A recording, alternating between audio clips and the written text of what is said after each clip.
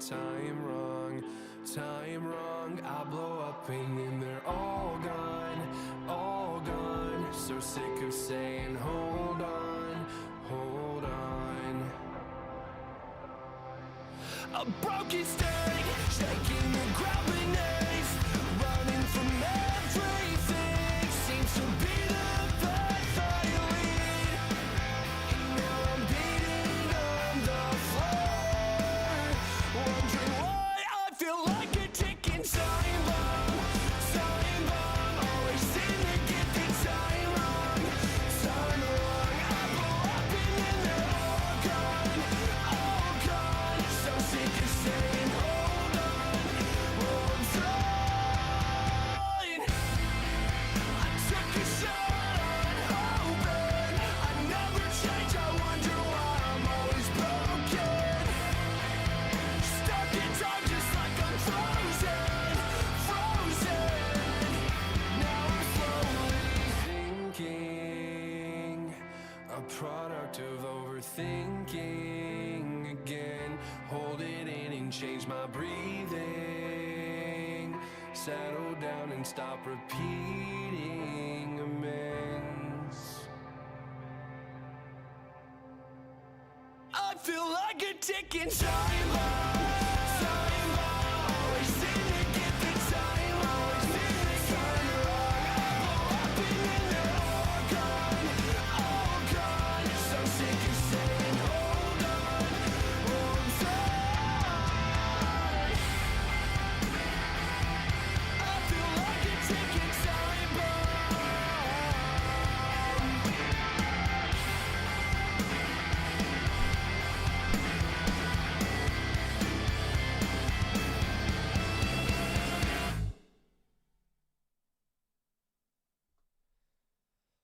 Good evening, everybody. Welcome to another installment of Touchline Talk at 2 p.m. on Tuesday and Friday with your boy LNobbins. It's been a minute, hasn't it, since we've done one of these. And there's a lot to talk about, as Fenway rightly says. There's many moving parts in what has been happening at City, and yet, perhaps not at the same time.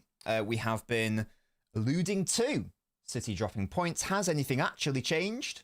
Or is it simply a case of performance karma, in which the world is balancing itself out and we got away with some performances, we didn't get away with this one? Who knows? We will discuss that, and there's many more things to talk about in the past. There's also some things to look ahead to in respect of the present as well, because we play Newcastle tomorrow evening. I didn't realise it was at 8 p.m. I will be live streaming that game. There will be a watch-along for that, so please feel free to join me if you so desire to do so.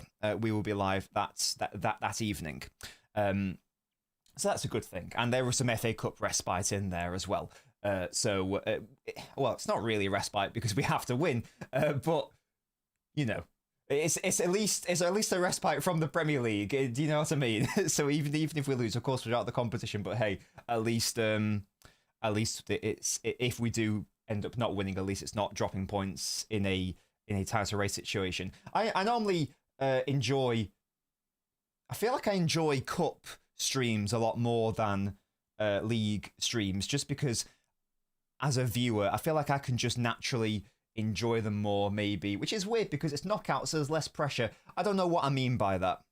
I don't know what it is. Or no, I do know what it is. It's because I prefer to win the Premier League, so I don't really mind if we, well, I do mind if we get knocked out in a cup competition, but relative to a league format, I just prefer watching it, so I'm going to get hyped up for tomorrow, so please make sure to join me for that if you so desire, and leave a like on the video because it's free and helps support the channel. But how are we all doing today? Let me know. Hello, we got Sticks, we got Kevin. Good morning to you, Kevin. Hello, Fenway, Natando, Naveen, Austin, Thunder Road.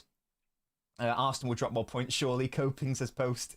Yeah, well, just on that, everyone, well, not everyone, and rightly so, people were cheekily being very naughty because, of course, I didn't predict Arsenal to drop points to Wolves, and I did predict us to drop points to Leeds, and neither of those things happened. But then I did predict us to beat Forest. So the the City points certainly have balanced themselves out based on our initial predictions anyway, which definitely wasn't a coping stream, yeah, where we're just changing all the fixtures of City won.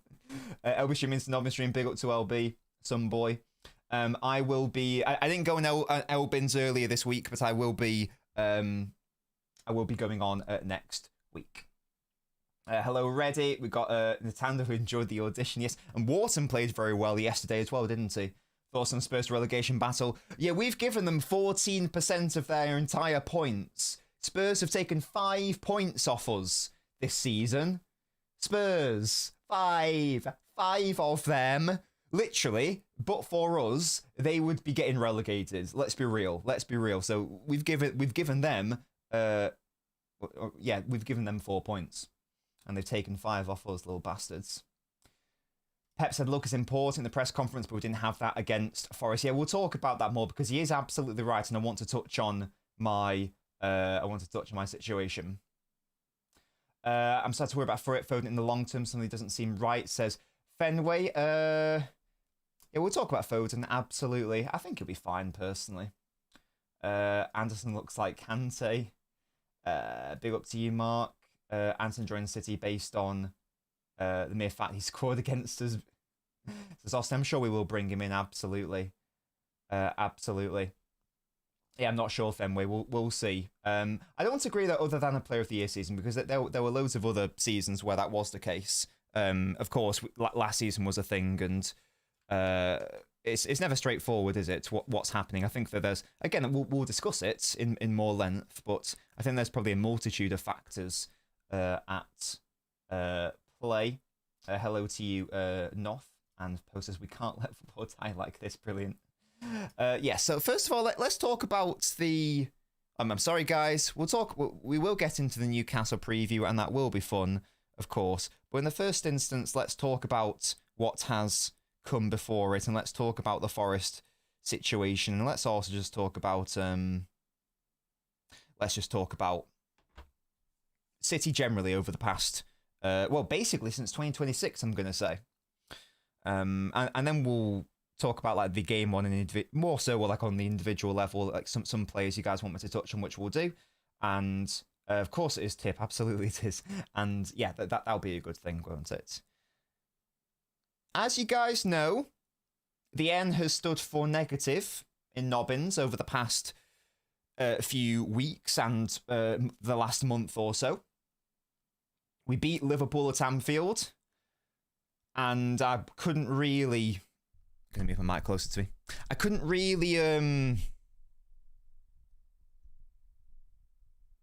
get excited about it as much as everyone else was. I was still excited and still happy, but I couldn't get myself up for it like everyone else was.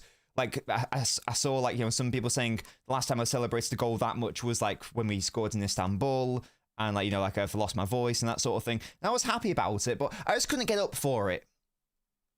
I was happy, but I couldn't get properly invested and excited into the actual result. And same thing with the Newcastle game, and it was the same thing with the Leeds game. And the reason for that, even though they were all really important wins in a vacuum, because we never win at Anfield, and because Leeds away is a tricky place to go, and even though it's Newcastle at home, it still can be a tricky side. They're all still really important games in isolation, and they're also really important games to win in the context of the season, because every single win matters right now, so we need to get all the points all the time, so you need to get the wins. Of course, it would be nice if results were also there, but we do need to get the wins. And it was unfortunately that. It was the performances which were upsetting me in those games, because even though we won against Forest and we won against Leeds and we won against Newcastle, I promise it's not because I'm some sort of narcissist.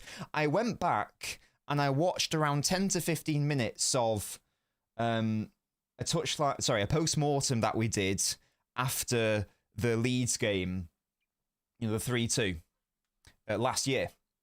Again, I promise I'm not a narcissist. Like, oh, shut up, true citizen. Oh, look at Nobbins, he goes back and watches old stuff. But it was just because I felt like I said some stuff at that time, and I said it, I think, even before then. But I remember winning that game and being like borderline angry at the performance, even though I should have been exhilarated and really happy to have won it, but I just wasn't. I just couldn't be happy about what I just saw. I was borderline frustrated I was definitely frustrated, but I was borderline like angry at El Narcissist's crazy work. And like, what, unfortunately, what I reckon, I reckon that Leeds post-mortem that I did last year, I probably could have like changed a couple of the words around and just re-uploaded it after the Leeds game at Ellen Road, and it would have been largely similar to a certain degree, because the issues were the same, and this is why I just like couldn't get behind the idea that, oh, it's okay, we won, that's all that matters, and and it was actually like really, really good, who cares, we got over the line, because it is something, because it was a recurring pattern of bad performances, and it is that question of sustainability. And we were asking that question of Liverpool earlier in the season, weren't we? And okay, that maybe theirs was a more extreme version of it, but I think everyone, including Liverpool fans, were saying, how sustainable is it to keep putting in bad performances like this, as Liverpool are doing, but they are still getting the wins? Because I think they won like that their first 5, 6, or 7, despite they should have missed many they should have dropped many more points, but they didn't. But of course it then ultimately caught up with them, and that's why I was viewing it through the lens and idea of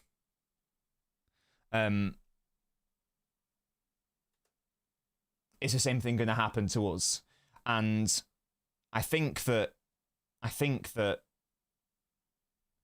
no. I don't actually know. The title of the stream is something like Performance Karma, isn't it? Now, I don't actually know if the Forest game is an example of that, of my actual concerns. Now, maybe it is, because there's only so many games that you can get away with by virtue of like probabilities, I guess, before eventually it catches up with you. The bad performances catch up with you. The reason why I'm not doing a whole "I told you so, guys," that this result was always going to happen, is because the performance actually wasn't bad against Forest, and it was actually good. I'd actually go as far to say that it was very good across the whole 90 minutes, in my opinion. Now, maybe very good's too far. Maybe quite good is more apt. But I actually don't know if this is a case of bad performances catching up with us. Now, maybe it is just from the fact that there's only so many games you can get away with before you end up playing a game that you do deserve to win, but you end up not doing. So maybe that's how I should be looking at it. Because I was thinking more so there will be a game where it's the exact same situation, but it ends up dropping us points. Now, we did drop points, but for a different reason. So I don't know if I was right for the wrong reasons, or if I was just wrong ultimately. Or as Fenway just says there, we've been consistently inconsistent all year. We're also not blowing teams away. Any bad luck means we'll drop points, is the way it is this season. And I think maybe that is what it is. So perhaps there's a little bit of both going on. It's okay to accept that the Forest performance was nothing like the Leeds, Newcastle, Liverpool performances, but the end outcome of it catching up to us is still largely relevant, because what we have seen this entire season, because we are no longer as convincing as we once were for a multitude of factors and reasons, whether that is phase 1 issues, whether it's phase 2 issues, or whether it's phase 3 issues and just not actually finishing chances, not blowing teams away, as Fenway has correctly pointed out there, because we are no longer that team anymore, which is unfortunate to say. Maybe we'll become that team again next year, but right now we are clearly not that. I don't know what our biggest results have been this season. Immediately I think of Burnley 5-1, but usually in a more, of course, it's a bygone era, but in a more dominating City season, you can normally point to a fair few really, really high scoring goal differential games in the Premier League. I know we like battered Exeter, for example, but there's not too many. Yeah, so a 3-goal one, and I'd say that a 3-goal victory is the absolute upper limit of, because if you lose 2-0, that's not a battering. A 3-0 isn't quite a battering, but it's getting there, whereas anything 4 and above is inarguably a battering. I feel like we've only had one true one of those this season, and that is Burnley at home. I'm not saying that we have to win every single game 4-0 because we aren't that team anymore. I get that, but I'm just making the point that we are no longer that side. So yeah, we're not able to do that, and that is exposing our frailties elsewhere. And I think that the way that I've tried to rationalise the Forest karmic performance result is that you will get games like this where, and I'm going to use, I think the best example, even though I think the Forest game is a good example of this, I think that the Sunderland game is perhaps the best example of this, away at Sunderland. Now, I know many teams don't go away to Sunderland and win. You can say that, that's absolutely fine. But let's be honest, that was like the definition of, no, maybe not. The second half was. Yeah, that was basically the definition of, it was one of those games. Not trying to take anything away from Sunderland, but Haaland missed a tap-in created by Foden. Savio missed a tap-in created by Shirky. Haaland missed Savio missed a good chance created by Foden. Gvardiol missed an amazing chance created by Rodri. And then I think there was another one as well. There was a lot. There were a lot of games, and it was just staggering that we didn't score a goal and win that game. That was the definition of one of those games. You're going to get... Yeah, he did, didn't he? I think Gvardiol had the most shots of any player in that second half, which is amazing. You are going to get those games in a season. It doesn't matter how good you are. It is impossible to win every single game in the Premier League. It has never happened. It will never happen.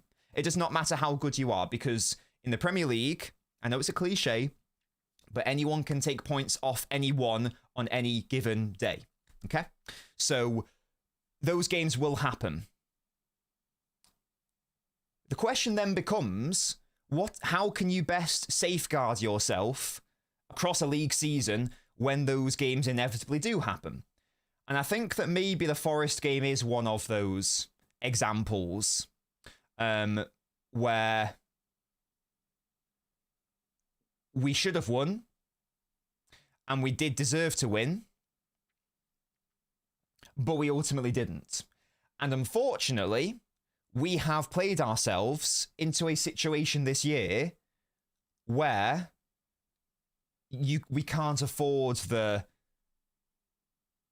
one of those games right now, because we have to basically be flawless in order to win the title this season from the point we are at right now, realistically. Unless Arsenal do an absolute madness and drop a hell of a lot of points, we are going to have a bad time. Now, the most amount of games we've won in a row this season is 6. I don't know. I'll go back. I'd be very interested to know what our best winning run was from 2017 onwards. So what was our best... This is in the league. What was our best winning run in the Centurions year? I think we broke the record that year, or maybe it was the year after. What was our best winning run in the 18-19 season? What was the best winning run in 19-20, 2021, 21-22, 22-23, and so on and so on and so on? So we were never going to win 14 games in a row. It just wasn't going to happen. But we put ourselves into a situation where, okay, can we win 14 in a row? No. Now, can we win 9 in a row? And the answer to that, I think, unfortunately, is also no. I really don't think that we are... I'm gonna go on record. We're not going to win 9 games in a row. I'm quite convinced of that. If we do, fair fucking play. But based on evidence of our best winning run this season being 6 in the league, I don't think we're going to, out of nowhere, start to go on a run of winning 9 in a row. And yet we have played ourselves into a situation where that is the case because of the inconsistencies that we have outlined. Because there have been some games where we have been caught out. Was it 21? Oh my goodness me. Was that in the league? 21 in a row in 2021? Is that in the Premier League, though? That might be in all competitions. I thought that we had our best winning run in the league in either 18-19 or the Centurions year. Because I know that that's a record shared with Liverpool's 19-20 season. I don't know, though. I don't know. I'll look into it. But regardless, 6 right now. And this is only in the league, by the way. I'm only looking at the Premier League. 6 in the Premier League. So that just speaks to the inconsistencies of this team in respect of winning games. So, yeah, all comps. Thank you, guys. Yeah, sorry if I didn't make that clear. In the league this season, our best winning run is only 6, which doesn't seem very high to me compared to City sides of old. Again, I'll go back and revisit that. And we can maybe do it later today. I can maybe do it now, actually. Shall I do it now? Because Wikipedia is a thing. I'll actually do it right now. So Man City, 17-18. Oh, again, I'm not saying that, we have to match what the Centurions did, but it's just for the illustration. God, look at all that green. Oh, my God. And that Everton, by the way, second game of the season, fuck Davis for getting Walker sent off, pissing me off. Yeah, so is that 1, 2, 3, 4, 5, 6, 7, 8, 9, 10, 11, 12, 13, 14, 15, 16, 17, 18. 18, I think that is there. That's a lot, isn't it? Oh my God. Fuck, we had it so good, man. The good news is I knew how good we had it when I was watching it. Okay, how many here?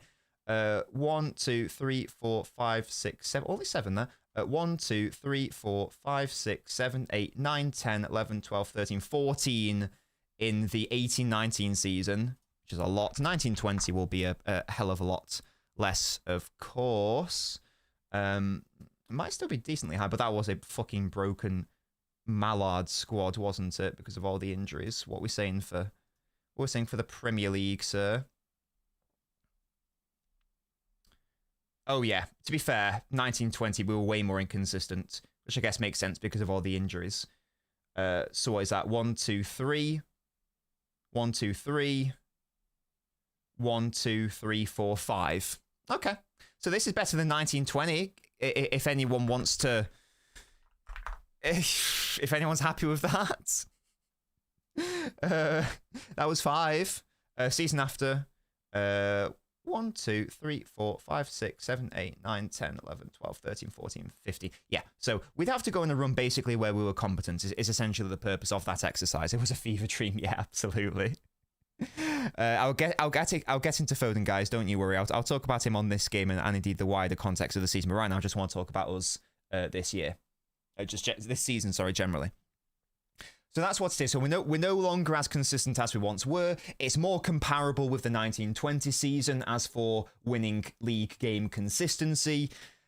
And that was a season where we had way more wrong in the squad, I would argue, than this year as well. So these are the levels that we are working in. I'm sure it was better than last year, but that's not necessarily saying much. So we just haven't been consistent enough. So have those inconsistencies finally caught up with us, because even in games where we're not being exposed for the main problems of this year, it's the secondary issues or third order issues are still at play. So if we don't win the title this season, and I'll go on record and saying that I don't think we will win the title. You guys know I've basically thought that since the Spurs game, really. Yeah, we need Arsenal's opponents to do a lot of favours for us, because again, we're not winning 9 games in a row. I'm pretty sure of that. I'm pretty sure we're not winning 9 in a row. So we have to we have to beat Arsenal, and then we have to hope Arsenal drop points. I think 2 more times actually, because I think we dropped points once at least. So I think we need Arsenal to drop points twice and lose against us. So that's what, 3 games where they failed to win and they have 8 left. Have I done the right maths there? If I have, then that's upsetting, because that ain't gonna happen, obviously. How many games do they have left? I feel like it's 8. West Ham are gonna beat us, no cap. No, they aren't. We're gonna beat them. They got 8 games left. Yeah. So if we win our game in hand, 63, 4-point gap. We beat them, 1-point gap, 66. 7 games left, actually. I think we'll drop points again. Let's say a draw. So then we'd need them to draw. And then we'd still be behind them. Oh my God, yeah. So in my head, I need Arsenal to lose at the Etihad, and I need them to fail to win 5 out of... Sorry, I need them to fail to win what? 6 out of 7, I guess, which isn't that unreasonable in fairness. If they win 5 out of 7, we can make that work, which I guess actually isn't that unreasonable. But that does also assume that City are borderline flawless outside of 1 game. This is also the question. There's 2 moving parts here, aren't there? So that's why it's very frustrating, because if this happened earlier in the season, I think that I'd be quite positive after the Forest. If I did a Forest post-mortem, I didn't because it was quite late. I think I'd be quite positive because I'd be saying, look, guys, Forest scored... we didn't get the win, and that's frustrating. But Forest scored 2 amazing goals. We dominated them. We should have won the game. We can be happy with the performance. Let's take that momentum into the next game. It doesn't matter to drop because these games are going to happen. But we've had way too many games. Way too many games where we now can't afford the one of those games. That's a shame. That's on us. There's no one else to blame. It's our own fault for not being good enough throughout the... I was going to say in 2026, but we can extend that to 2025 also. So that is a shame. That is a concern. And we'll see what happens next year. But right now, Anderson audition was so good it cost us the title, yeah. But right now, it's probably not going to happen, is it? Briefly on the Forest game, yeah, I've already briefly alluded to it. I felt we played well. We created enough to win. If you score 2 goals at home, you should win the game. But we didn't. You can't concede 2 goals at home against Forest. It's not about tarting up a bad result and trying to cope with it. I'm just trying to be objective here. It's still not acceptable, but... the reality still is that we actually did end up playing really well. It was better than the Leeds game, better than the Newcastle game, better than the Liverpool game, and this is why results will always be, rightly or wrongly, results will always be the determiner for. I think I did a quote tweet, or sorry, I reposted Samuel's. Oh, this is the point off. We can't have any right now. I quote tweeted or reposted Samuel's tweet where he basically said something like. He said, analysis is very simple. If you win, you played well. If you didn't, you didn't. Obviously, it's very tongue-in-cheek there.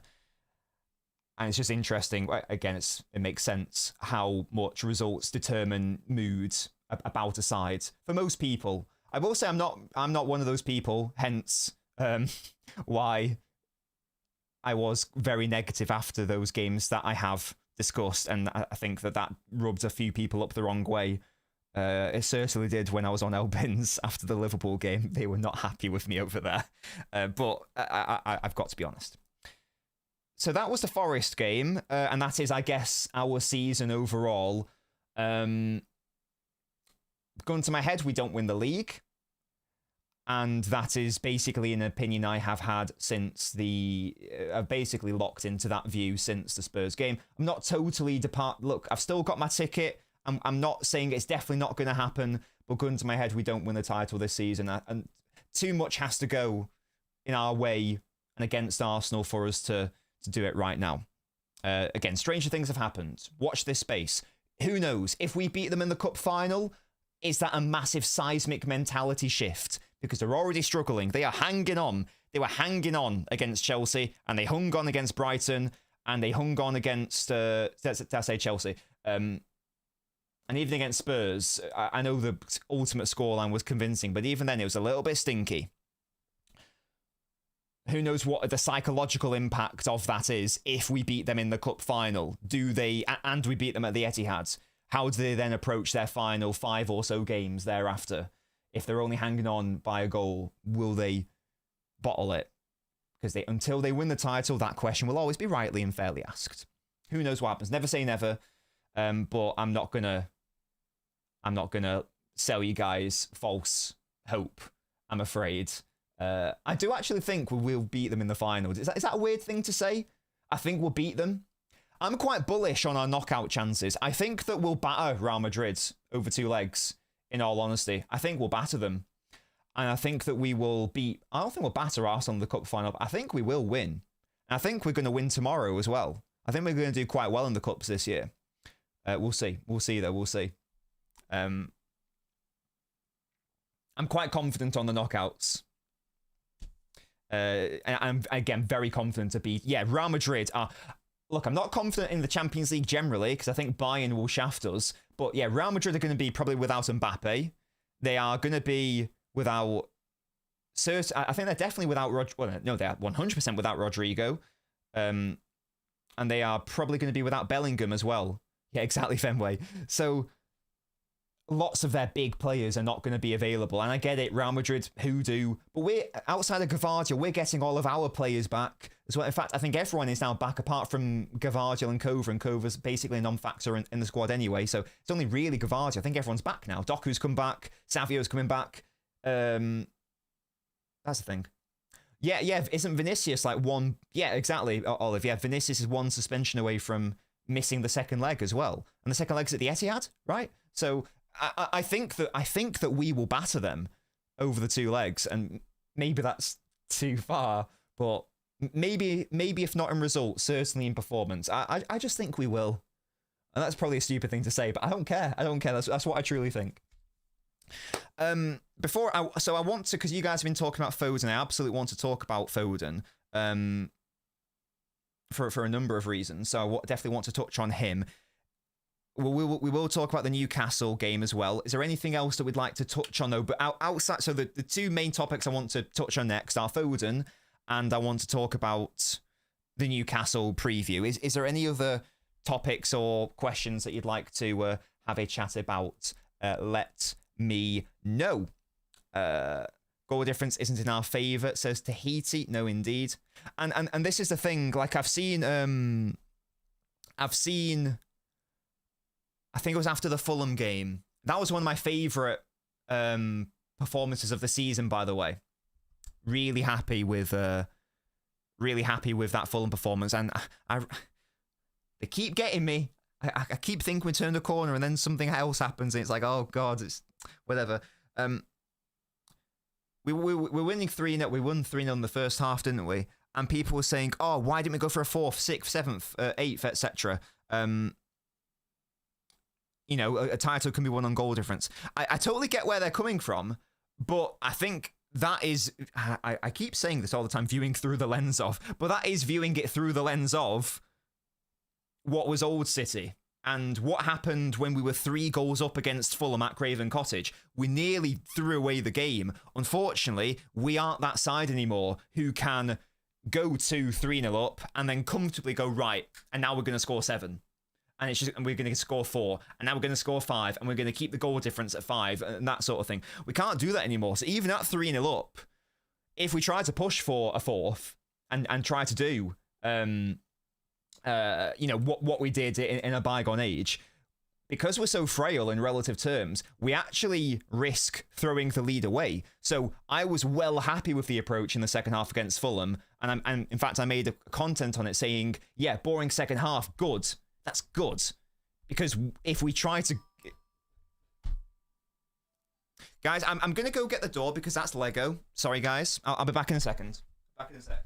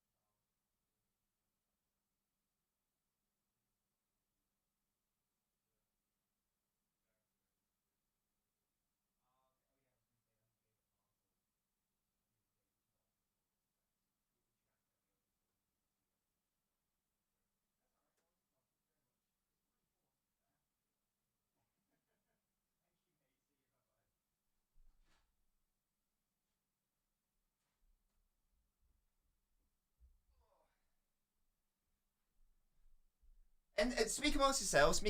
Speak amongst yourselves. Sorry, guys. I had to get that because there were 10 parcels for me.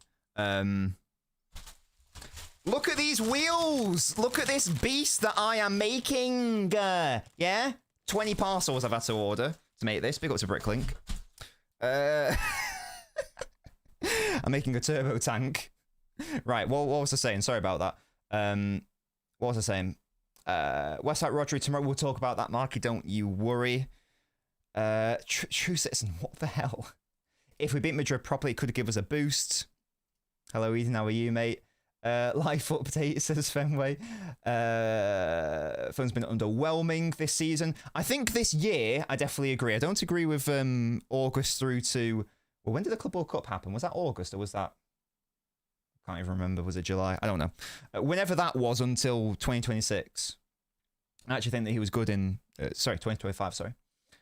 It's more so basically from the start of 2026 where I've had my... issues with his performances, or whether it's been more of a drop off, in my opinion. Anyway, I've got my thoughts on that, and we'll touch on it as I say. Can we have a brief chat about how amazing O'Reilly and Glaze him and how valuable he is, says Naveen. Oh, this is something also that I want to brief. I just want to push back against. I don't think that like we win the game against Forest if O'Reilly starts, for example. I don't think he makes much of a difference. To be honest with you. No, indeed, true citizen. Yes.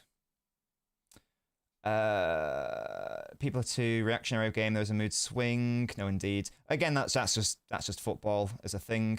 How's the weather, guys? Yes, sorry, guys. I just abandoned you. Lego Nobbins. Yeah, interrupted by Lego. Yeah, you're damn right. You're damn right. Yeah. This guy.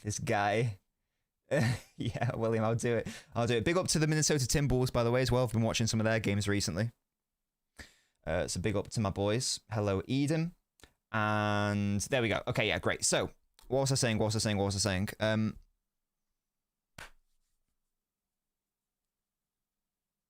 Yeah, let's talk about Foden now. So, in the first instance, I want to talk about him in isolation for the Forest game, and then we can talk about, and then maybe have like a more encompassing chat about him over the course of the season, maybe. Because I think that different factors are at play here. So, the first thing, again, I'm going to first of all focus in isolation on the Forest game, and then the whole thing there. I thought that Foden played well against Forest, to be honest. Now, was it a great game? Was it a brilliant game? Would I have liked to have seen a better performance? 100%, 100%. It wasn't like a performance that takes your breath away. He was indecisive in some moments, and I've seen him play a lot better. But if we were doing like a Fanalysis match rating, I'd have given him like a 7, something like that, like a 70, something like that. I felt he had a good game, not a great game.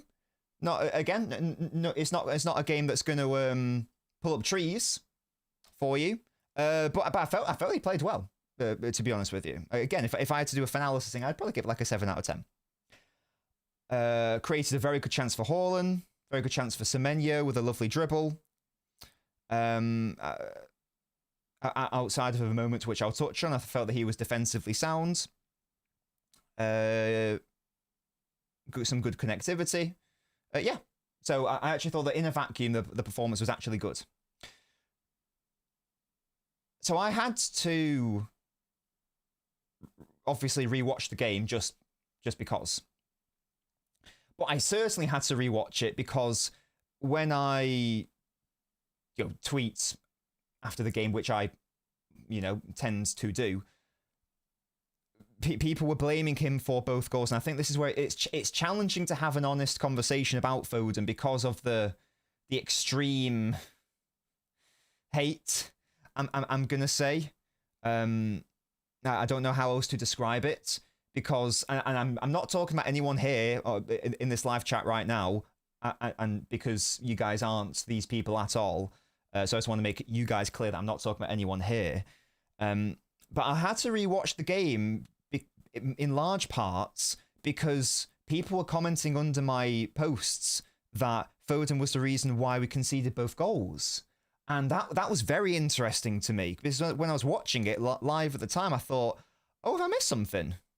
Because I don't really see that. I felt that, we'll get into the mechanics of the second goal, he needed to do better for the defending for the second goal 100%, and I'll get in more of a breakdown of that. But people were saying that he was also to blame for the first goal because he gave the ball away. Now, if one of your two number 10s gives the ball away on the edge of the box, that's a non-point, because attacking players give the ball away on the edge of their box and inside their box. That is not the reason why you concede a goal. It just isn't. Now, you can have a more nuanced dialogue about that if it's, I don't know, if it's in like the 95th minute of a game and you're 1-0 up and your player does something stupid and then the opponent goes on the other side and they concede. That's the only point really where you can probably argue that, but you can't. You can't be holding him to the standard of you can never ever give the ball away ever, because lots of our players were giving the ball away in other parts of the game, but it just didn't happen to lead to a goal. There's a lot of grass and time in between both boxes, and the first goal was a counter-attack, but there are more, and you can absolutely say it's a mistake in the chain of events which led to the first goal. Absolutely, you can say that. But the reason why I don't really even, I am talking about it even more than I perhaps should, and I will move on to the second goal after this, is because there's so many elements within the chain, links in the chain, that's the term I'm after, of that particular goal. Okay, so City initially give the ball away because our attacking midfielder is doing something on the edge of the box to do something. Because guess what? If you do a high risk chance to create something, you might end up giving the ball away. But I think Rodri has an opportunity. I think Semenyo has an opportunity to do a tactical foul first of all, pick up a yellow card.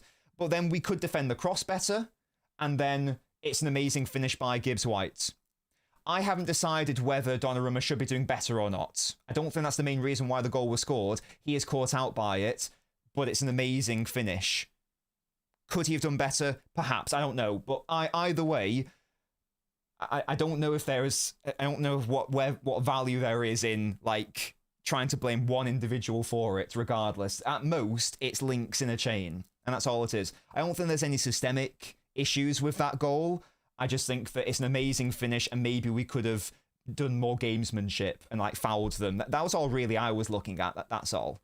And again, is it a mix-up between Diaz and Nunes? Perhaps. But that's the first goal. Either way, regardless, we get back into the game of Rodri. Lovely stuff. The second goal is where I think there are more... I don't know if concerning is the right word, but certainly just viewing that goal on its own. Sorry, I know I'm talking about the Forest game a lot, but we didn't do a post-mortem, so that's what, because it was so late, so that's why I'm obviously talking about it a lot here. In the first instance, Foden does give the ball away on the edge of the box again. That does absolutely happen. Now, whether it's actually his fault is another question, because I think Shirky's driving into him and there's a bit of a mix-up between the two of them. But regardless, it's not even like Forest actually scored from a counter-attack therein, because City got bodies back and we were in a settled defensive shape. So loads of time had passed. So the losing of the ball is a non-factor for me, because even though I've spoken on this channel a lot about how I want my players to keep the ball, and I love control, and I love retention, and blah, blah, blah, blah, blah, blah, blah, blah, blah, you can't always have the ball. You can't have 100% of the ball. That can't happen. That can't happen, can it? Tahiti, I'd actually argue it's the exact opposite. We can have a conversation about that, but I just want to do a brief aside here. I'm not saying anyone here, but generally speaking, the only people who say that Foden is protected are the ones who despise him the most. I would contend that Foden is the least protected City player I've actually ever seen. And that's in large part because of the fact that it's his own fan base which is doing it to him. Other rival fans, you don't really care because they're going to hate your players. I'd argue that Foden is the least protected City player that I have ever seen in all my years watching City. It's staggering. That's another point for another day, WHP. That's another point for another day. But that's just a brief aside. Back to the second goal now. What I also think I want to do, because this is getting lost a little bit, and I quote tweeted a very good Twitter account, Fatali, I believe is a Twitter account called. Big up to him. He's a Man United fan. Big up to him. Tried to get him on the channel, but he was too busy. big up to him. Go follow me if you haven't already done so. And he's like a video analyst, and he focused, of course, like he focused on like, you know, what these players could have done better, but he also started it and structured it by looking at what Anderson did well. So I am going to talk about what City didn't do well, but I also want to give Forest and Anderson some flowers here, because at the end of the day, it's an incredibly lovely move by them. If a City player does that move, and hey, maybe Anderson will be a City player, we're obviously only talking about the amazing move that City did. It's a wonderful 1-2, and it's a wonderful finish as well. So I do want to give Forest some credit there. It's a great finish as well. Donnarumma has no chance to save that one. And I totally agree. It's not a case of accepting. I agree and acknowledge that Foden has been very good out of possession in midfield this season, but he was not good enough in that moment. And I think it's the one time this season where he has been bad in midfield. Out of possession anyway, off ball, because he does lose Anderson too easily. Now again, credit to Anderson, he does really, really well. The problem I've seen with the analysis of the goal, and this isn't about trying to protect Foden, and we'll talk about Foden more so across the season, I think that's the more interesting conversation than the Forest one, but I'll talk about it now. It's not about exonerating him of any blame or fault. Unfortunately, as with the vast majority of goals that teams concede in football, very rarely is a goal you concede a one-player issue. Very rarely. It's about links in a chain. So Foden does absolutely need to do a lot better. But that's the more surface level, I'm not trying to have a go here, but that is the more surface level, absolutely spot on. That's what everyone can see, though, because everyone's focusing on just that, which is absolutely correct to do so. But what else was happening around that point? Well, Diaz is just nowhere near the player that Anderson plays the 1-2 with. So, of course, Foden loses Anderson loses Foden, sorry, way too easily. But at the same time, it's a 2v1. So there's already a massive numerical deficit in our midfield because no one's picking up. Is it Hudson-Odoi? None of our defenders are tight enough to him. So that's a thing to say as well. Our centre-back, so as much as I love Diaz, that's a Diaz. As much as it's a Foden error, it's also a Ruben Diaz error. He should be tighter up to the player making the 1-2. Otherwise, it's way too easy to play around the only midfielder. Notice the language there. The only midfielder. Well, where was the rest of the midfield? Unfortunately, Rodri and Shirky have to take some blame as well. Because it's this point of... I feel like I need to keep repeating myself. It's not about exonerating a player. It's about collective responsibility sometimes. People tend to notice what they see, and they don't notice what they don't, which makes sense. Separate conversation. This is why it's harder to assess shot prevention than shot stopping, because it's easy to analyze what you see. It's not easy to analyze what you don't. So you do notice a player making a direct error, whereas maybe you don't notice an indirect error via, let's say, positioning. So Rodri, unfortunately, is not in the correct position. Now, he just had an altercation with Aina, so he'd just been getting up to his feet. He doesn't get back into his position quickly enough. So my defensive midfielder is a non-factor in a position where my defensive midfielder needs to be, unfortunately. Shirky, I'm afraid, is also not absent of fault. I know he had a really lovely game against Forest, but if we want to be fair here, Shirky also does not do nearly well enough to get tight and support Foden in midfield. So Foden absolutely needs to do better, and him being beaten by 1-2 isn't good enough, and I've seen him do a lot better this season. But why were we in a situation where Foden, who, even though I've credited him this season for his off-ball work, his strength isn't defensive, obviously. Like, he can do that, but that's not his strength is not being that player to pick up runs and that sort of thing. So why is that profile of player the only factor in a midfield exchange, is my question. Foden is absolutely at fault for the second goal to an extent. But why is he left alone on an island, basically? Where's the defensive midfielder? Where's the support from Shirky? Why is Nunes so far wide picking up their left back? Why isn't Diaz coming on to Callum Hudson-Odoi either to deny the opportunity to do a 1-2? Many links in the chain, I think, are at fault for that second goal. So I actually think the more interesting conversation about what is the Foden problem, I actually think the more interesting conversation isn't the Forest game. It's actually just basically all of 2026, I would say. Here and there have been some good performances here and there. Those are my thoughts on that goal individually. I'm now going to talk about the season generally. Is there anything that I've missed from the specifics of that goal that we'd like to discuss, first of all? Let me know. I can try to bring up stills if we so desire. But hopefully I explained that decently well. Yeah. Hopefully I did, and then I want to touch on him just like throughout the entirety of the season, because I'll repeat, it's not about ignoring bad performances or ignoring subpar performances or reducing expectations and blah blah blah blah blah. It's more so about just trying to offer a fair take on the situation. But what are you guys saying? What we're saying? Nunes did struggle, unfortunately. Yes.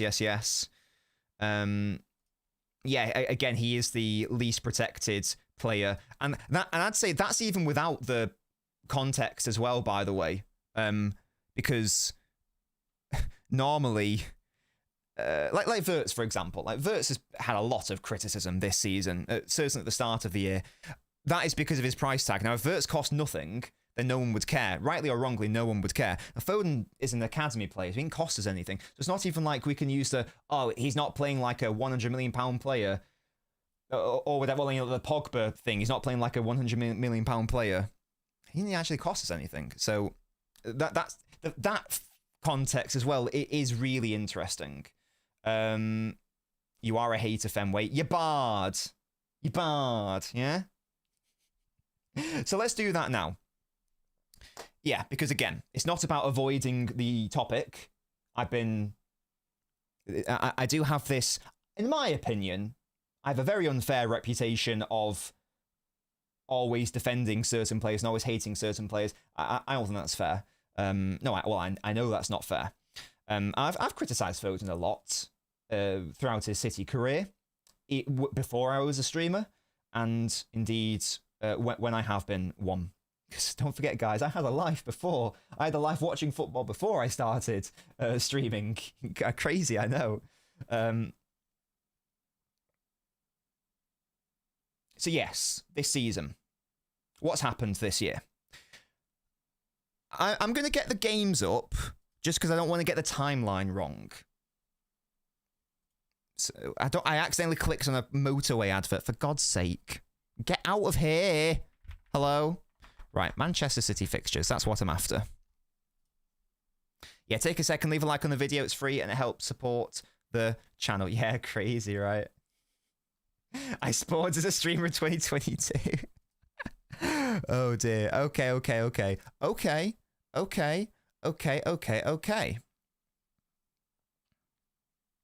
Right. Yes, okay. I think I know the timeline. So, let's just talk about it more generally this season.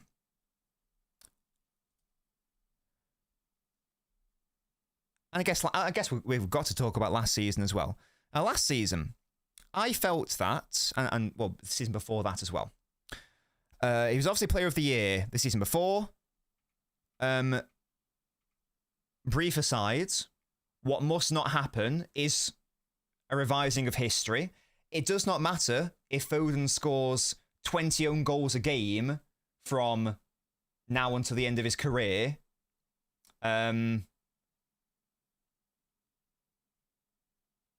He was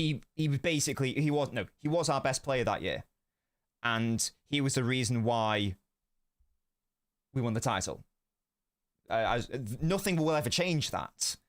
Some people are deciding, oh, you see, look, Foden actually wasn't the main factor that season. What happens in the future is irrelevant. What happened to the past? The past is the past, and we cannot change it. I know no one's doing that here. I just wanted to make that clear, because revisionism is a thing. But he was obviously Player of the Year. That was a lovely time. Last season, obviously, he did not hit the levels that we know he's capable of hitting. He was nowhere near the level that he was in his Player of the Year season either. He had some bad performances, as did the entire squad. It was a broken squad. Context. he was nowhere near as bad as was made out, and I will stick to my guns on that. People trying to say that he was like dog shit last year and was terrible last year, that's false. He was subpar at worst.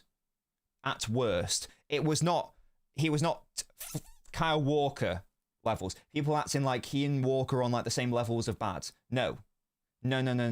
Walker was like detrimental to the side, and he was one of the reasons why we were so bad that year. Not the only reason, but one of the main reasons why. Foden was subpar at worst and wasn't a factor when we needed him to be at worst. There were still some good performances in there. And interestingly, every single aspect of his play worsened outside of set-piece delivery. That was interesting. But apart from that, that was a thing. So I want to make that clear as well. And YK says something about the Euros there. The Euros is another example of that. It was nowhere near as bad as people were making out. Once again, he was subpar at worst and was actually our best player in our best games. Don't really get the scapegoating there, but there we go.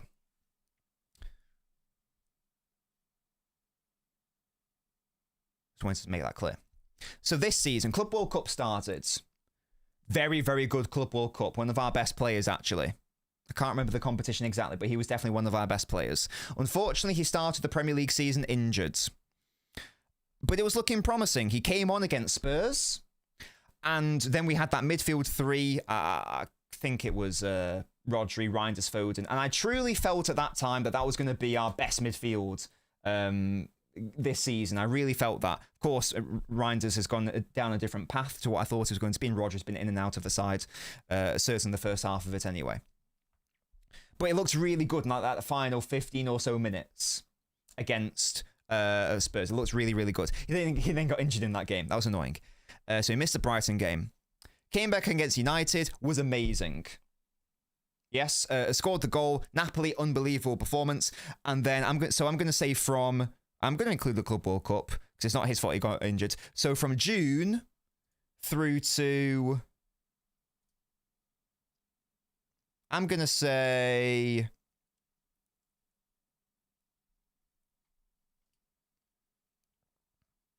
early to mid-December, we were talking about a really, really like properly switched in, locked in, switched on Foden. And I was saying that actually, I think some of these performances, I think they're better than his Player of the Year performances. It might have been a hot take at the time, but I was properly enjoying what I was seeing from him. There were some ridiculously amazing performances in there, and some absolutely vital performances as well. For example, changing the game against Everton when we were struggling, changing the game against Palace when we were struggling, being like our only good player against Aston Villa in that 1-0. Being amazing against Dortmund, being amazing against Liverpool, etc., etc. Saving us against Fulham, saving us against Leeds. Fantastic performance against Sunderland as well in early December. Yeah. So from June until early to mid-December, what we were looking at was a fantastic, absolutely fantastic player. And in my opinion, at that time, one of the second best player that City actually had up until that point. I would contend Haaland, in my opinion, was the best. Just because of the goals he was scoring at the time. And I felt that Foden was just behind him, second best. Yeah, I agree, Sachin, I agree. We'll talk about tactical shift. Absolutely, Fenway, don't you worry. So yes, that was a very good time. So and that encompasses a long period of time. So that's June. We can't really encompass July because I don't think we played any football in that time period. But you know what I mean. You know what I mean. From the Club World Cup through to early December, we're talking about a great player. Now, the first game where I noticed that there was a significant fall off in quality and from performance from Phil was Real Madrid at the Bernabeu.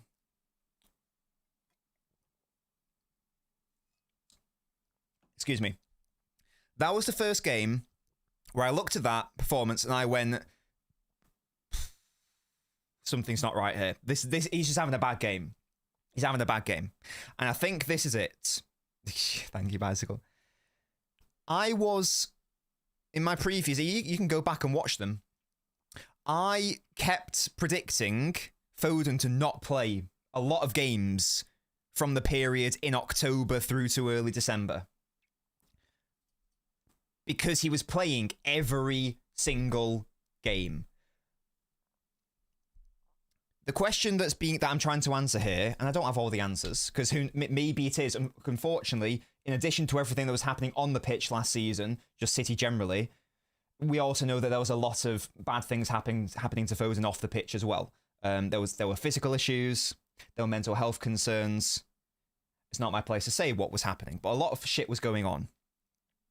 Now, we don't know how much of that is also at play here, so I'm not going to try to say that's definitely the reason why. So all I can really do is try to focus on what's happening on the pitch. So what was happening on the pitch in that time period? Because again, how did he go from our second best player in from all the way up until like the 10th of December? That's when we played Sunderland, and then the Real Madrid game happened. And then, in fairness, even after the Madrid game, there were still some good performances. Palace, he was the difference maker in that game. Brentford at home in the Cup, I think he played well that game. West Ham, I think he got an assist, or should have got an assist. Forest, quiet, but the corner was decent. But either way, it was sort of coming, and then that led into the Sunderland game, where he actually played well, to be fair. But the team overall, yeah, he did play very well that day. But this is where the results come back, and then the Chelsea result and the Brighton result. And now we are in the state of, and the United defeat and the Bodø/Glimt defeat and the Spurs draw. Even though he wasn't involved in all of them, it is still interesting to see there is a correlation between, which I guess makes sense, Foden's very good form and then City not playing well and not getting in good performances. I guess that does make sense, doesn't it? If one of your best players isn't performing, the whole team's going to suffer. I guess that does make sense. I've bookmarked this so I can talk about this. Big up to Gradient Sports. This is from 3 days ago as well. No player in the Premier League this season has covered more total distance per 90 than Phil Foden, over 11 kilometres. 11.03 kilometres. I think there are a number of issues at play, and I'm going to try to go through all of them and dissect all of them. I don't think it's as simple. I've been streaming for over an hour. I haven't even got to the Newcastle preview. Sorry, guys. I've got a lot to say. There are many factors at play. I think it's a multitude. I do think this is one of them. I don't think that the usage of Foden this season, in respect of the running stats, is actually necessarily a bad thing. In a vacuum. We have been more intense in our pressing this season, certainly compared to last, and Foden is leading the charts, not only in respect to running across the Premier League, but I don't know what it is now, but earlier in the season, he was actually 5th highest in Europe. Not just England, Europe. In fact, it may have been the world. Now, there's nothing inherently wrong with that, so long as it is managed. I'm going to blame Pep for this, to be honest, for this particular bit here. Because there is no way, because it's not just quantity. If you watch Foden, if you watch the off-ball work that he was doing in this period as well, these are intense moments of physicality and running and sprinting.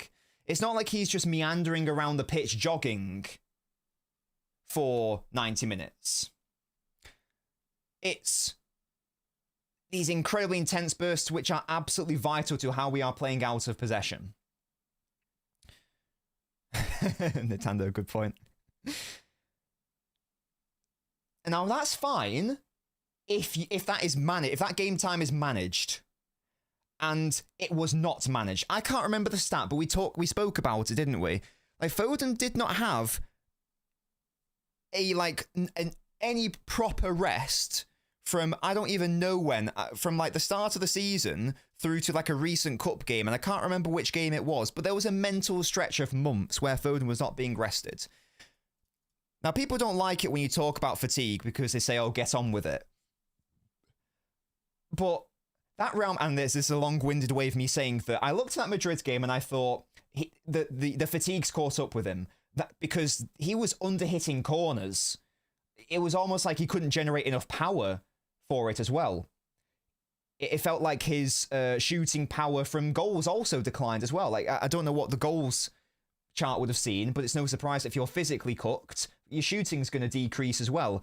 Tired body, tired mind as well. See, decision-making is going to get worse also. See, passing's going to get worse also.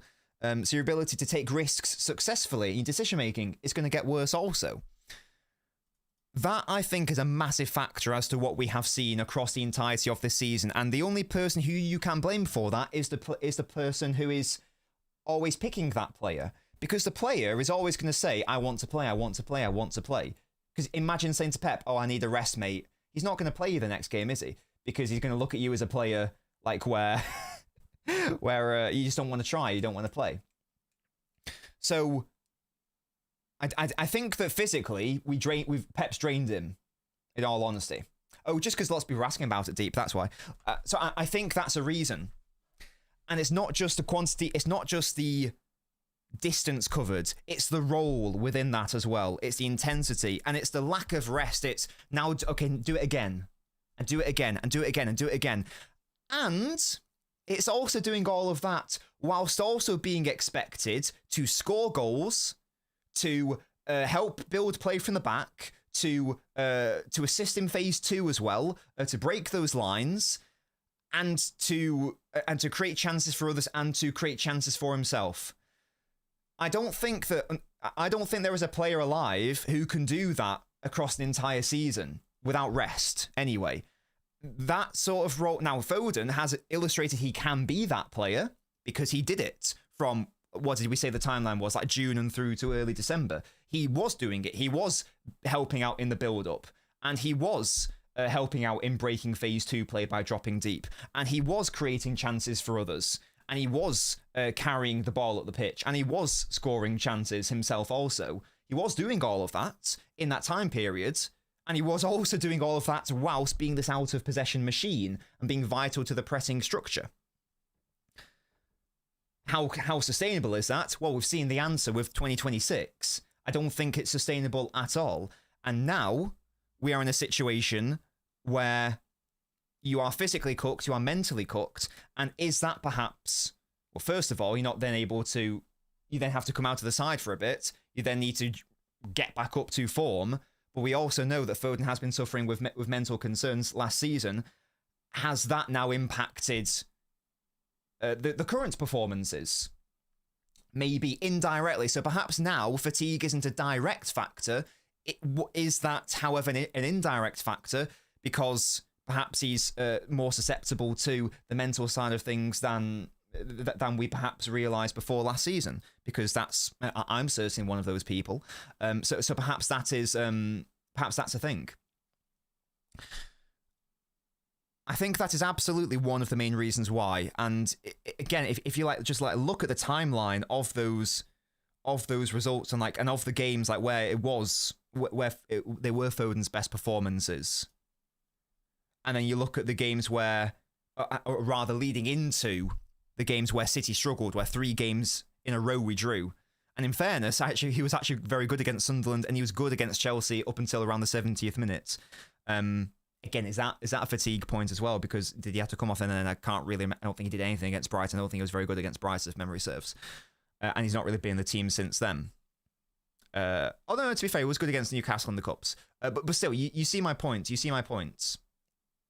He's very good against Fulham. But still. So I think that's one of the main reasons. Someone said it earlier. I'm so sorry this is more of a just me rambling stream. Hopefully you guys are still finding it valuable. I feel like there's just so much to talk about because it's been a while since I've streamed. Yeah, absolutely, Fenway. Yeah, maybe I'll do like because I did do a mental health charity stream a few years ago for Mind. That was because one of Mrs. Nobbins' friends very sadly took their own life, so we did it in aid of their memory. Maybe we could do one in the future. I was thinking of doing one for Alzheimer's, but maybe we could do one as well. But yeah, if you guys are ever struggling, I struggle as well. So it's not weird It's okay to talk about it with people, because I know that men especially don't like talking about it. It's like, oh, it's a bit of a girly thing to do, to go to therapy and talk about your feelings, but talk about stuff, of course. And have mental health breaks. I had a mental health break last week in this, it has sort of helped. What was I saying? I got distracted. I get distracted so easily, don't I? Yeah, someone said it earlier in the chat, and I agree with this.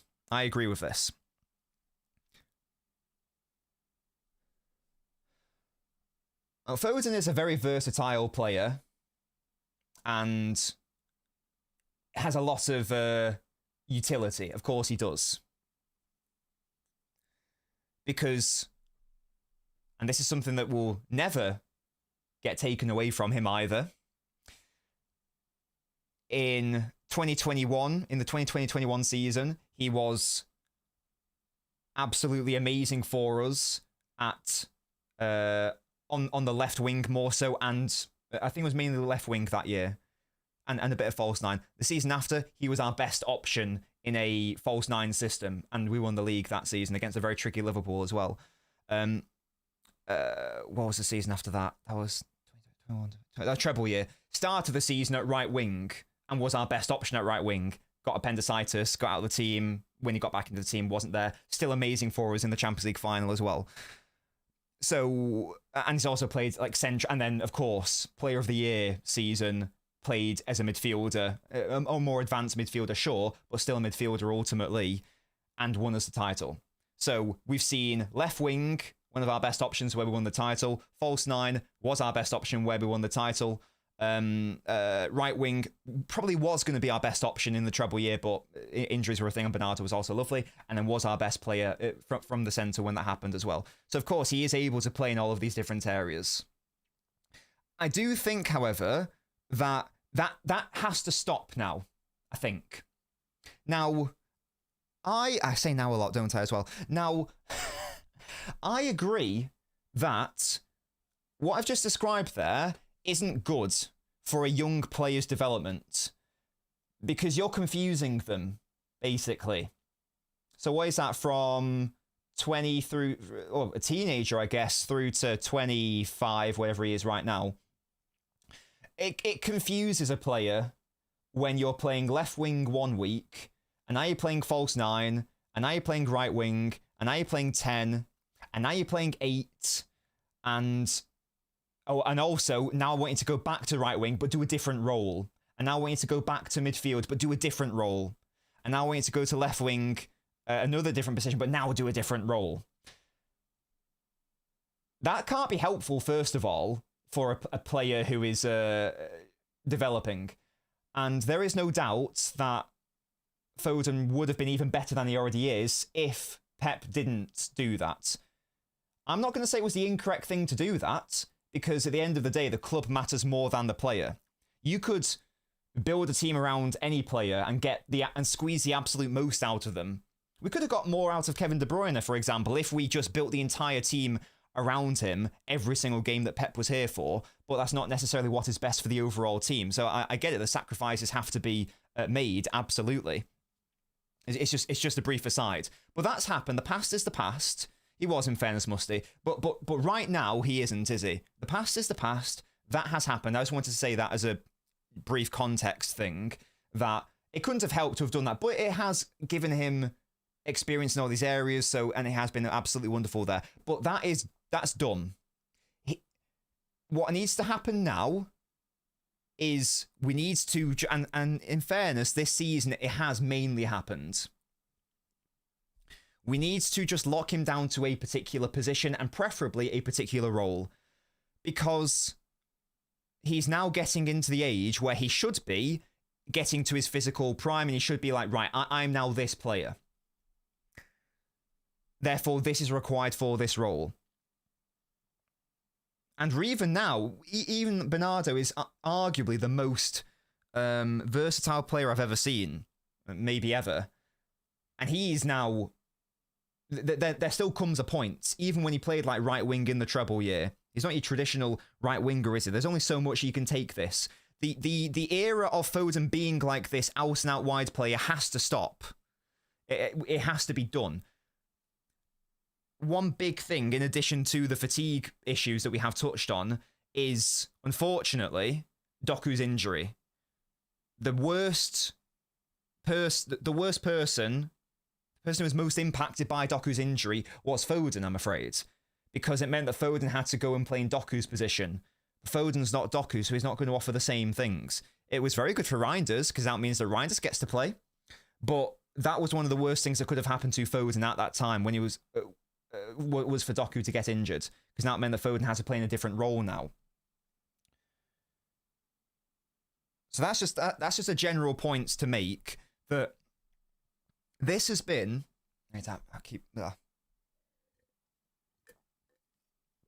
This has been, I would say, the most confused season I've ever seen from Guardiola. Ever. I think he's even more confused than last year. And he was fucking confused last year. He's still trying to solve... We're better this year, obviously, but I think that Pep doesn't know what his best team is. I don't think he knows how he wants to play. And we chatted about it with John McKenzie when he came on the stream. Pep is clearly having a bit of an identity crisis / is trying to solve the problem of how to take City through to this next level or this next era of whatever we are trying to be. So I think the manager is confused, and that does not help when I think what we need right now for the betterment of Foden is a player to not be confused. So I think that the managerial confusion is leaking into Foden as well. He also does just need to get better on an individual level. But there's no point in me just because I can already like see like people stumbling upon this video and like putting in the comments saying, "Oh, Nobbins, just say that he needs to do better." Okay, he needs to do better. Bye, guys. End stream. That's not really helpful conversation to have. Of course, it's taken as read that he can do better on an individual level. But a player doesn't go from being the second best player in the squads to being not that arbitrarily. Something is happening, isn't it? The player hasn't decided to just down tools and go, "I can't be bothered playing that well now." Something's happened, hasn't it? So it's worth exploring what has potentially happened. Yeah, Mike Chop, literally, Josh. Exactly, Musty. Exactly. So it's worth exploring all these external factors and what else is happening. So the intensity and the fatigue hasn't helped, in my opinion. What also hasn't helped is the confusion as to the position / role this year, and injuries have played a part.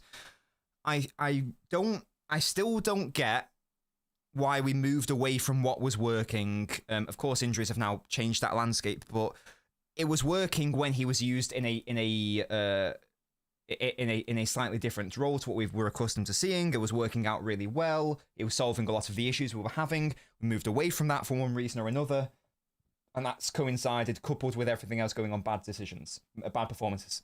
Sorry. What else do I want to say? There's more. I should have written my points down. There's more I want to say on this.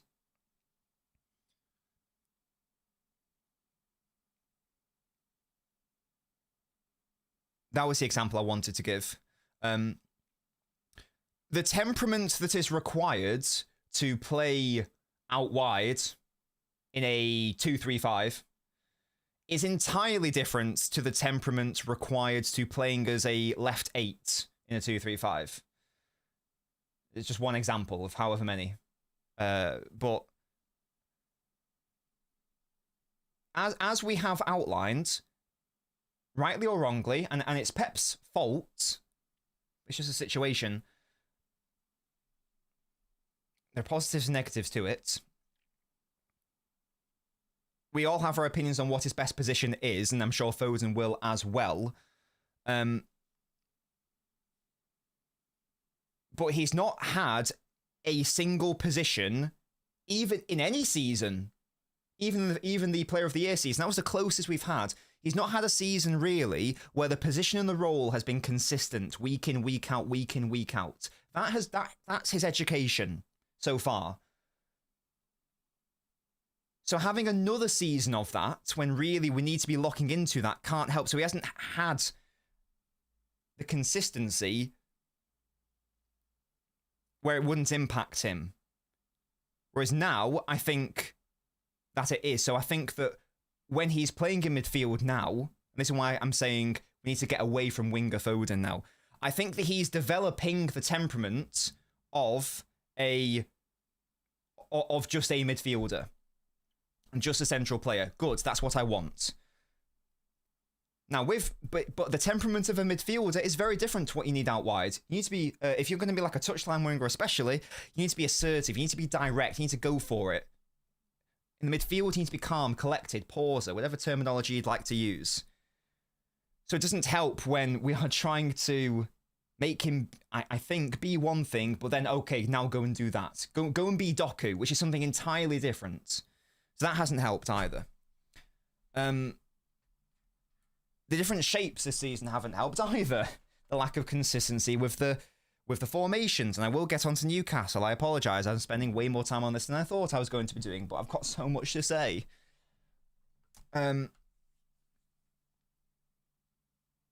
All of that coupled together creates a situation where we are in right now. What is the solution? What is the solution? Because we all want Foden to be getting back to the performances that we know he's capable of. I thought the Forest performance was good, but we want great. We want excellent from Foden, don't we? We ideally want the performances from earlier in the season. So what can be done realistically? What can realistically be done? Sorry, one final thing. That's what I wanted to say. If we do persist with playing more so relying on like a physical style of play, I do think that Foden is a squad player at best. I just want to get that out there. I don't think Foden survives in a world where that is the reality. Whether that is the reality, we'll wait and see. If it is, I would say that Foden shouldn't be starting, to be honest with you. So what is the solution? The solution is definitely not to get rid of him. That's an insane thing to say, unfortunately. That's a mental thing to say. What is the solution? Short term, medium term, long term. The long term, I guess every single term, is don't fuck around. There can be no more shoehorning into the team. There can no longer be any Play-Doh filling of Foden. If the position isn't available for him, do not play him.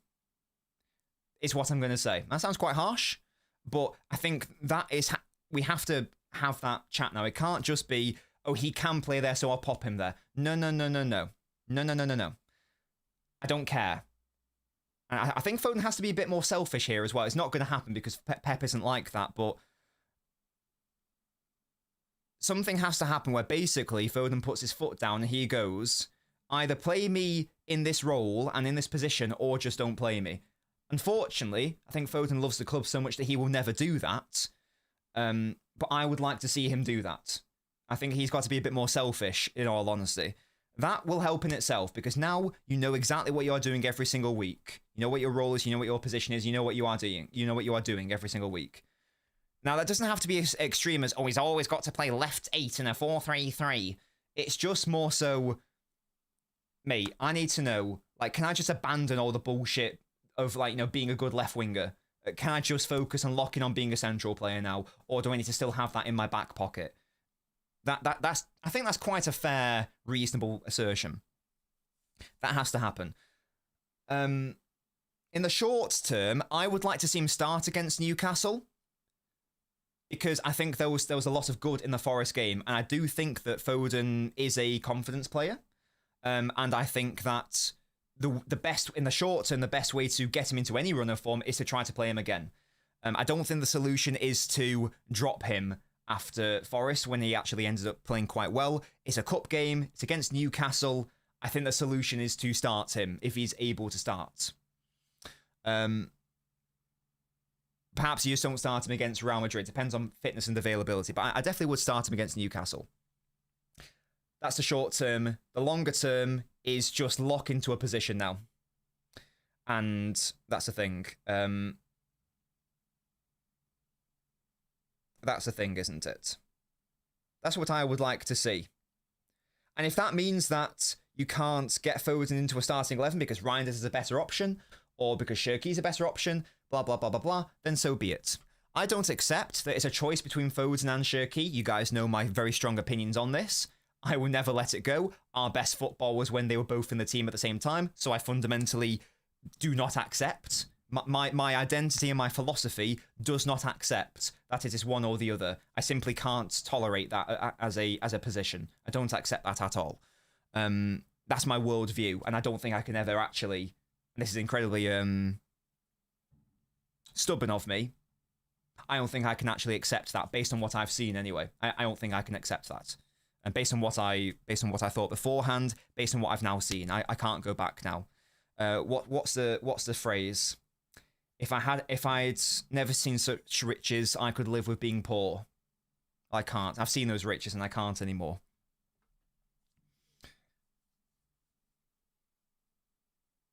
I've done a lot of yapping here, haven't I? God, it's 90 minutes. I haven't even spoken about Newcastle. Fucking hell. I'm enjoying myself though. I'm enjoying this stream. To be fair, I'm enjoying it a lot more than last week's anyway. So I'm having a good time with you guys. So hopefully you guys can are enabling my ramblings. Leave a like on the video, guys. It's free. Help support the channel. I would like over 100 likes. We've got nearly 150 people watching, which is very good. We haven't done a Touchline talk in over a week, so I appreciate that's the thing. Please leave a like on the video though. It's free. I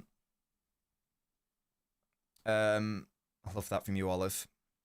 Yeah, literally Thunder Road, yeah. Love a Nobbins Yap session. Anything else I wanted to say on Foden before I eventually move on to Newcastle? Let me know if you guys have got any questions as well, because I've yapped a lot there. Do you have any specific questions or concerns? I will say that if anyone is expecting me to ever say that Foden should be sold, you will be waiting a very long time, because I will go on record right now. I will never, ever, ever, ever, ever want Foden to leave this football club until the day that he retires from football. No, that's the concept of selling him or forcing him out of the club is mental to me. I think that is the ramblings of a maniac to even suggest such a thing. It's not going to, it can't, that cannot happen. That must not happen. That will not happen for a number of reasons. Not just the quality of the player and what we know he can be, but also the fact that he's literally the crown jewel of what our academy is and what he represents. Because at the end of the day, of course, football at the highest level is about winning, but it is also about community, and it is also about the academy, and it is also about representation of what we believe our club identity is. And in my opinion, Foden represents this football club. So if anyone ever, getting quite emotional here, if everyone ever thinks that I'm going to throw him under the bus or suggest that we should ever get rid of him, that will literally never happen on this channel. That's not the same as saying I won't criticize him, because I have, and I will. There are some players that you don't ever give up on. And I would suggest that a player who has won us titles, won us trophies since he was a teenager, is one of those players. I'll repeat, this is not the same as saying that you can't criticize or that, or whatever. But you do not ever give up on these players. This is what Man United did to Rashford. I'm sorry, you just don't do that. You don't do that. You shouldn't do that anyway. The Rashford one a bit different because he was forced out by the manager. But a lot of their fans, I did see, were, they still hate him, don't they? Etc. etc. No, we can't be. No, we can't. We cannot become that. No. That must not happen. That will not happen. No. And it ain't happening here. So, yeah, I do defend Foden a lot, not unreasonably, I've spent the past, I'm going to say 60 minutes explaining what's gone wrong this year for him, and he's not entirely faultless, but the suggestion of should we sell him is very upsetting and disappointing to me, basically. And no,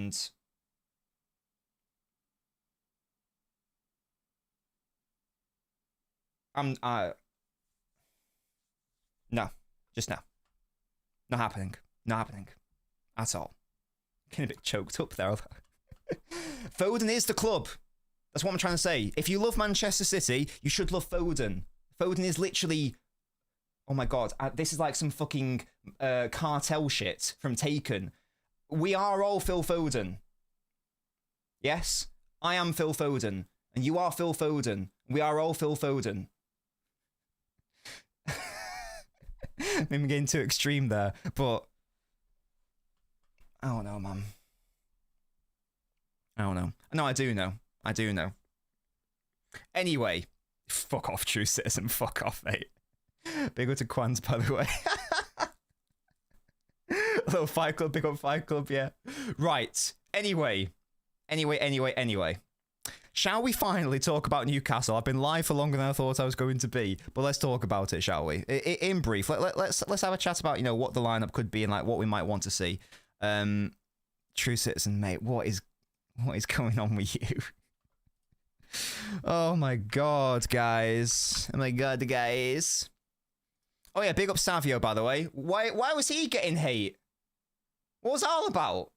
I don't know what that was all about. We nearly won us the game. It was an excellent block at the end. I like Savio. As I tweeted, there are some players that I like, some that I love. I think Savio's got love potential. Not yet, but I really like Savio. I like him a lot. I think he's going to be a really good player for us. That was the thing as well, yeah.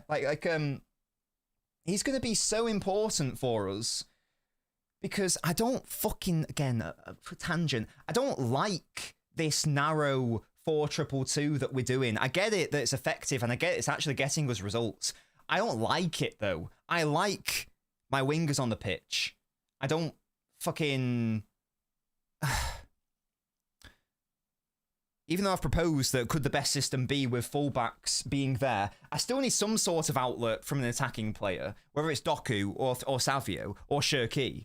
And we need these wide players. We need them. I don't think it's Designer Metallic, yeah. We do need them. So hopefully Doku coming back and hopefully Savio coming back will be big for us because we need our wingers. If we're going to do anything well, we need our wingers to, our 1v1ers, yeah, to assist us.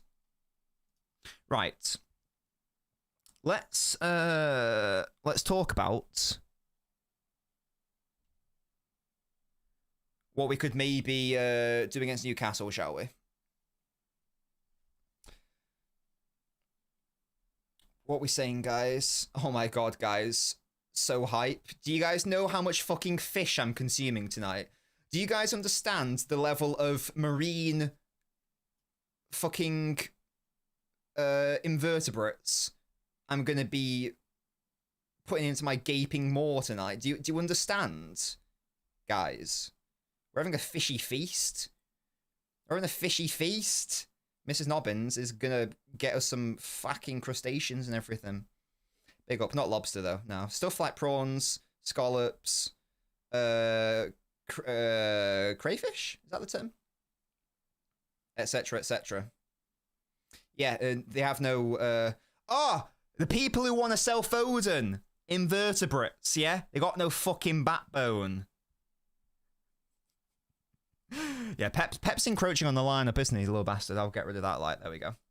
Yes, a big up to Fish. We're having date night tonight because it's the Newcastle game tomorrow, so we're having date night tonight. Big up. Right, guys, Newcastle preview situation. What we saying? Now, Newcastle are in a bit of an unknown quantity because we haven't played them once all season. So who knows what Newcastle are going to do and how they operate. They are, as I say, a very unknown quantity, and we've not played them in a million years. So that's obviously tongue-in-cheek. So, I don't know what this team is I've got in front of me. I think this was like what we played against Leeds or something like that. I don't actually know.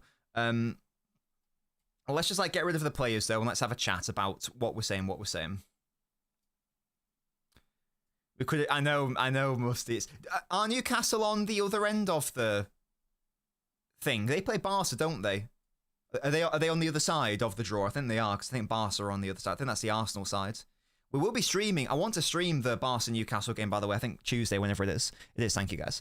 Right, so let's have a chat about the Newcastle game. Now, I do want to have over 100 likes, guys. So let's please get the likes up on the channel. That'd be really helpful. Thank you very much.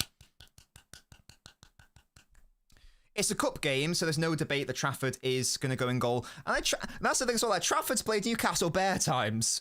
This will be his third game, which is crazy for a second-choice goalkeeper. I wonder what the record is for a second-choice goalkeeper. Like, minus, like, let's assume that the first-choice goalkeeper is available. I wonder what the record is for, like, a second-choice goalkeeper playing one singular opponent.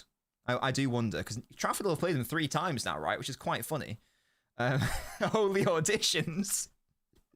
Old Trafford owns this dude. Quan says no Bruno. Wait, no. Yeah, so no Bruno, no Ramsey. That's big as well. Did someone say no Tonali? Is that factual information, or is that fake news? Footmob saying that he's okay to start, but Footmob might be capping. Does anyone have any further information? Yeah, so Ramsey suspended. Bruno, we know, is out for basically the whole season. Big miss for them. Oh, Livramento's still going to be out, is he? Big. Votamard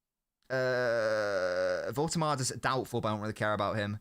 If all those players are out, that's massive, in all honesty. Jolinton starting's a bit of an L. Fake news from LB. Is that what it is? That's crazy work. I'm going to have to shoot him. For real. LB said it. Yeah, but is LB right, or is he capping? Is he capping, yeah? I don't know. Can you stop? That was weird. If anyone knows what the beef is with Scholes and Carrick, please let me know, because unless I'm very much mistaken, they like started a Champions League final alongside one another. Also alongside Owen Hargreaves, big up. So I don't really get what that's all about. Why does he hate Carrick? I feel like I've missed a chapter here. I feel like I've missed an episode in the Man United drama series. I don't really get what that's all about. I thought they were good mates. They've literally played with one another. 92 Goons, is that what it is? My word. Yeah, so bizarre. Really weird. I don't know what's going on there. Anyway, back to City. Trafford in goal. Big up to James. He's made one mistake all season, which everyone is still hanging over his head, which is so unfair. How many goals did he save against Newcastle across those 2 legs? I feel like it was 3 or 4. Very impressive saves by him. So big up to James. Hopefully, if he has another strong game, because the game after this is going to be the League Cup final. So I want a strong game from him. So big up to him. You get me. You get me. You get me. Yes, like Foden and Stones beefing each other. Yeah, it's a weird vibe, isn't it? Yeah, very unusual. Very unusual. I don't know what Scholes has said about Carrick outside of that. Maybe he predicts him to fail and him doing well has made him look a mug. I don't know.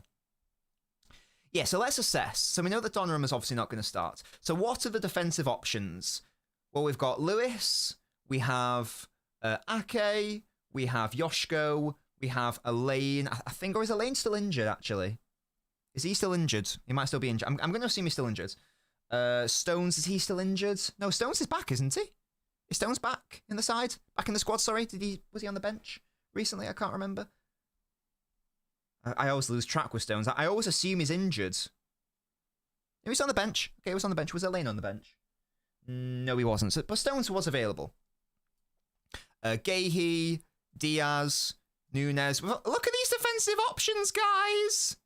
O'Reilly's still not available, is he, actually? So let's assume O'Reilly's not available. Let's assume that Elaine isn't available. Oh, and Kasanov!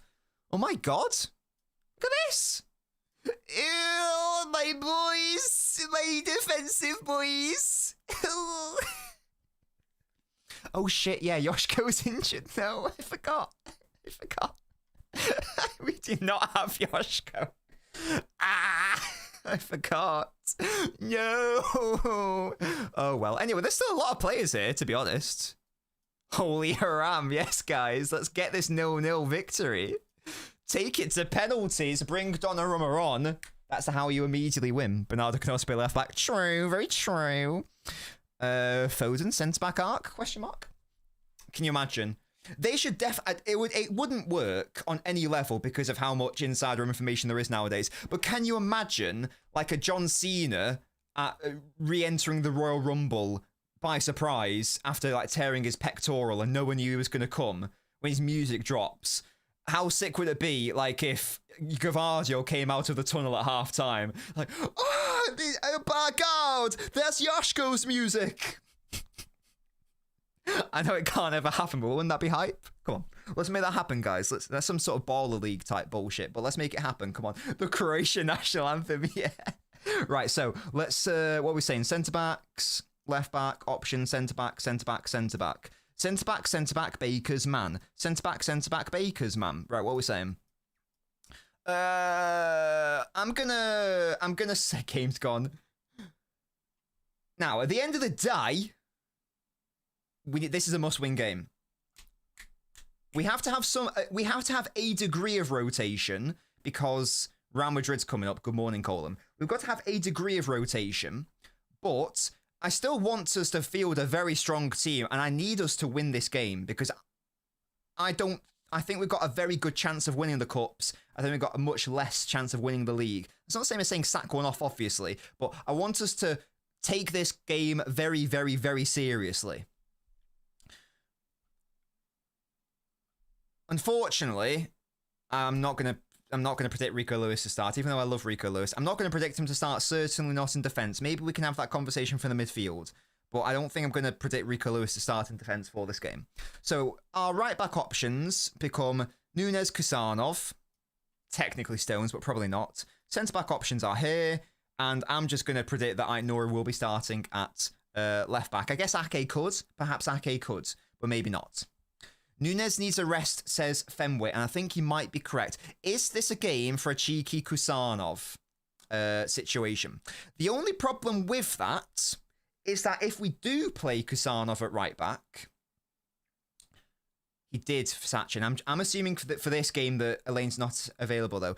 The only problem with this is if we do play Kusanov at right back, then that means that we are going to have to change the shape. Unless we are happy with Kusanov being the primary width holder on the right. Which I'm not, personally. I'm not happy with that. That's like a chasm of shit. Unless we change the structure and we don't end up playing the two strikers. Maybe we change it. Or maybe it's Sachin. It's just because he wasn't on the bench last week against Forest, that's all. So I've just not included it. Yeah, Musty, what a game that was. So I don't know how comfortable I am predicting Kusanov to play at right back, in all honesty, because I think I'm going to predict a two-striker setup. And if I'm predicting that, I'm not predicting a proper right winger. Unfortunately, guys, I am going to personally predict Nunes to start. I am going to predict that. I think that Gahey's not going to start. I think Kusanov will play, though. I think he'll play centre-back. Obviously.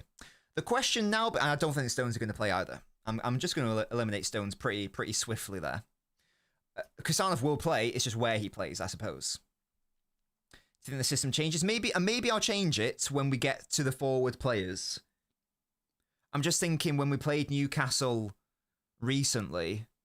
When did we play Newcastle? Haha. It was the League Cup, wasn't it? We played two up top and it worked really well. That was when Reinders had an amazing game. So I think that we are going to stick with the same vibe. So we've got Diaz and Ake.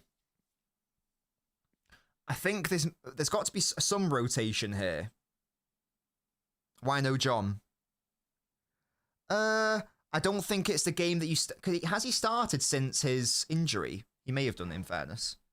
If he has, then I'm going to take back what I'm about to say. Where is he? Where is the bastard? What games has he played?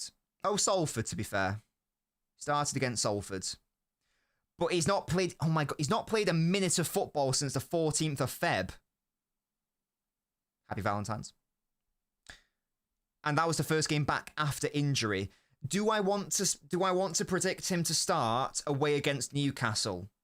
I don't think I do. I think I'm more happy predicting Ake to start there or Diaz. I'm going to predict Ake to start, actually. I think Diaz are going to get a rest. I'm going to predict Ake to start. Yeah. Yeah, that's my back four.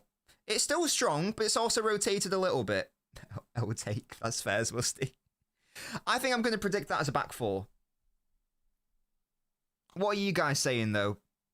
We'll come into Kusanov right back debate when we get to the when we get back to the attacking situation. What do you guys reckon for the rest of that defense? Do you think I've made a horrendous error there? I think the left back's pretty locked in because there's no O'Reilly, as I understand it. So really, the only option is either Ake or Nori. I suppose he could go really defensive and play 4 centre backs.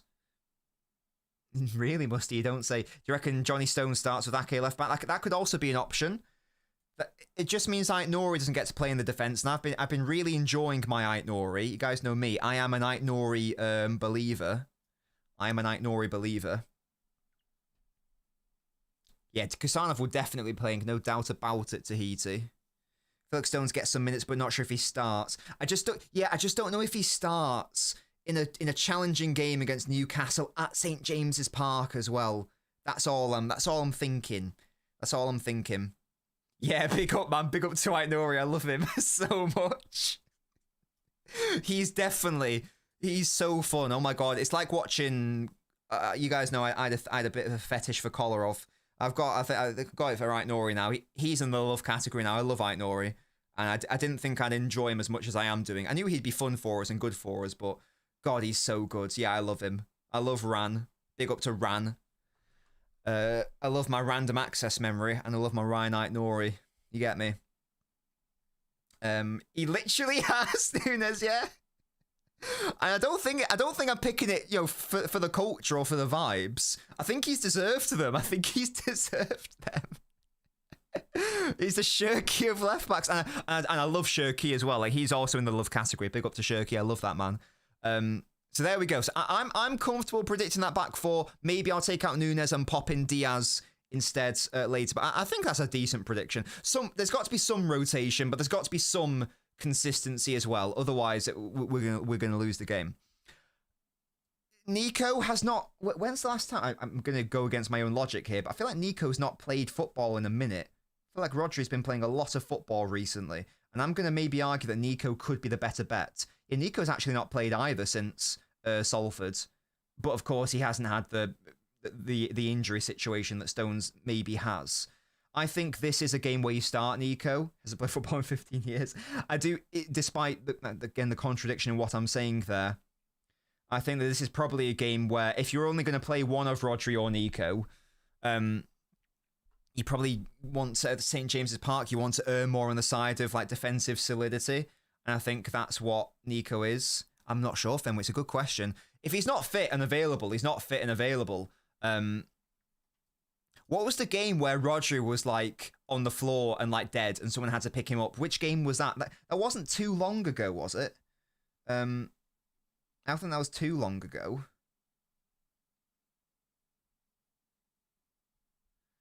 Does anyone remember the game? Was it Sunderland? I thought it was more... No, I thought it was more recent than that. There was like a Twitter gif of it. I'm sure it was only like a week or so ago. It was one of the hard-fought wins. Was it Liverpool, maybe, I'm thinking of? I don't know. Maybe it was Newcastle. I don't know what it was. Anyway. Was it Leeds? Thank you. Newcastle. It was one of those. You guys know the one. It was one of those games. So yeah, I want to predict Nico to start, and therefore I'm not going to predict Rodri to start, because even though I think that could absolutely be a really fun, viable situation, Pep's been tentative to put all his eggs into the DM basket with those two, which makes sense because Rodri's come back from injury. Nico's gone through some injury issues as well. I've seen the Rodri drone drama as well. Yeah, it's quite funny. Don't really know what's going on, but it's funny.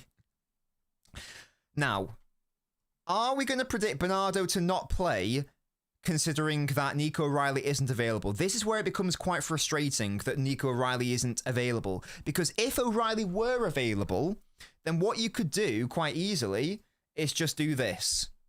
And now you can play, let's say, Fosen and Reinders as the two number 10s. In fact, I think that's exactly what we did against Newcastle at home. But O'Reilly ain't available. So what are the other midfield options?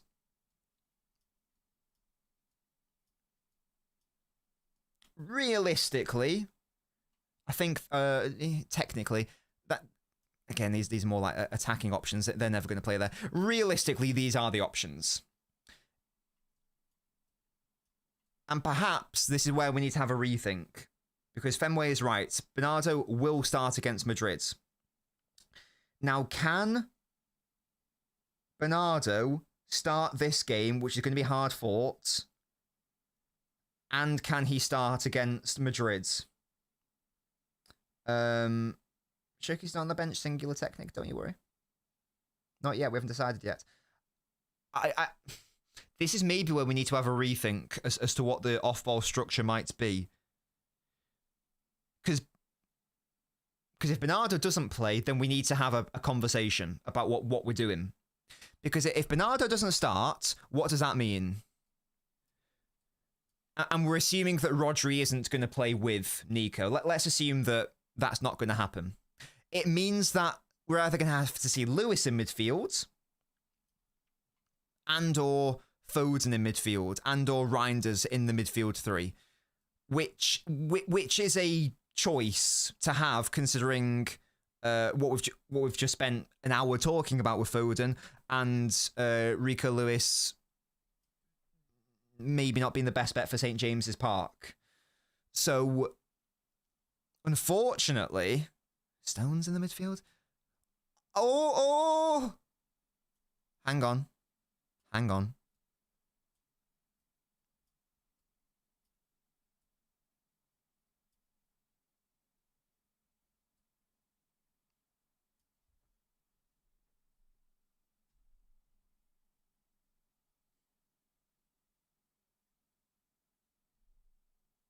Guys, what are we saying? No, am I not cooking there? Am I not, guys? Are we cooking? No, I know he's played in midfield this season. I'm sure it was a cup game.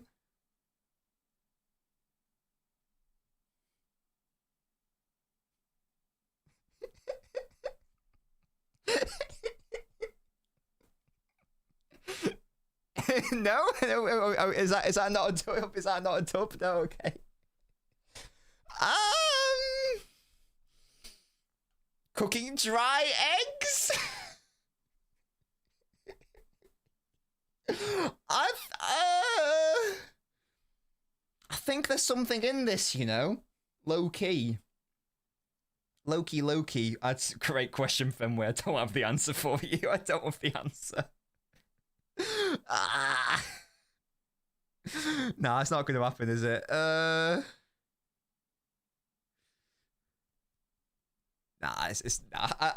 I quite like that idea, but it's not going to happen. Unfortunately, I am just going to, and not because I don't want him to play, because I love Bernardo, but it is probably, I'd be very surprised if Bernardo doesn't start based on the unavailability of O'Reilly.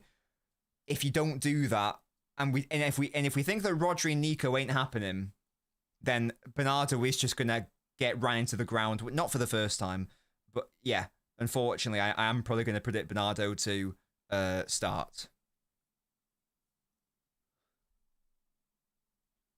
Guys, unless...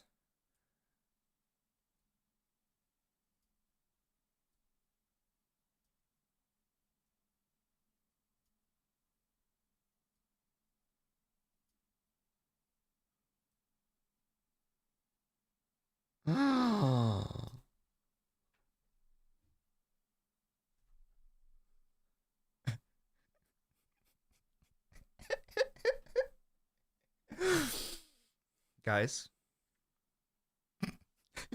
Yeah, that's worse, I know. Oh my god, I know, guys, I know. I'm just being cheeky. Right, unfortunately, I'm gonna... if you want me to be serious, I'm gonna predict this. Do you not, guys, not remember those final 20 minutes against Sunderland, where Nunes in the 6 absolutely cooked? Oh, nah, it's going to be this, isn't it? It is going to be this. Yeah, literally, Fenway. God, I've been nearly here for 2 hours, yeah. It was a West Ham, thank you. Well, thank you. Right, yeah, I'm not going to predict Lewis to start, And that's just the thing. So, what does that mean as for the more advanced midfielders and the strikers? Where's Big Erling? Yeah, here we go. So we have 4 positions. I guess we can throw in Savio, and I guess maybe we can throw in Doku here, actually. We have 4 positions to fill for 8 players. There's surely no world in which Haaland doesn't start. Surely not. So even if it is an FA Cup game, I still think that Haaland's going to play. That's a good question. Does anyone think Haaland's not going to play? Does anyone think Haaland ain't playing? I feel like he is. What do you guys reckon?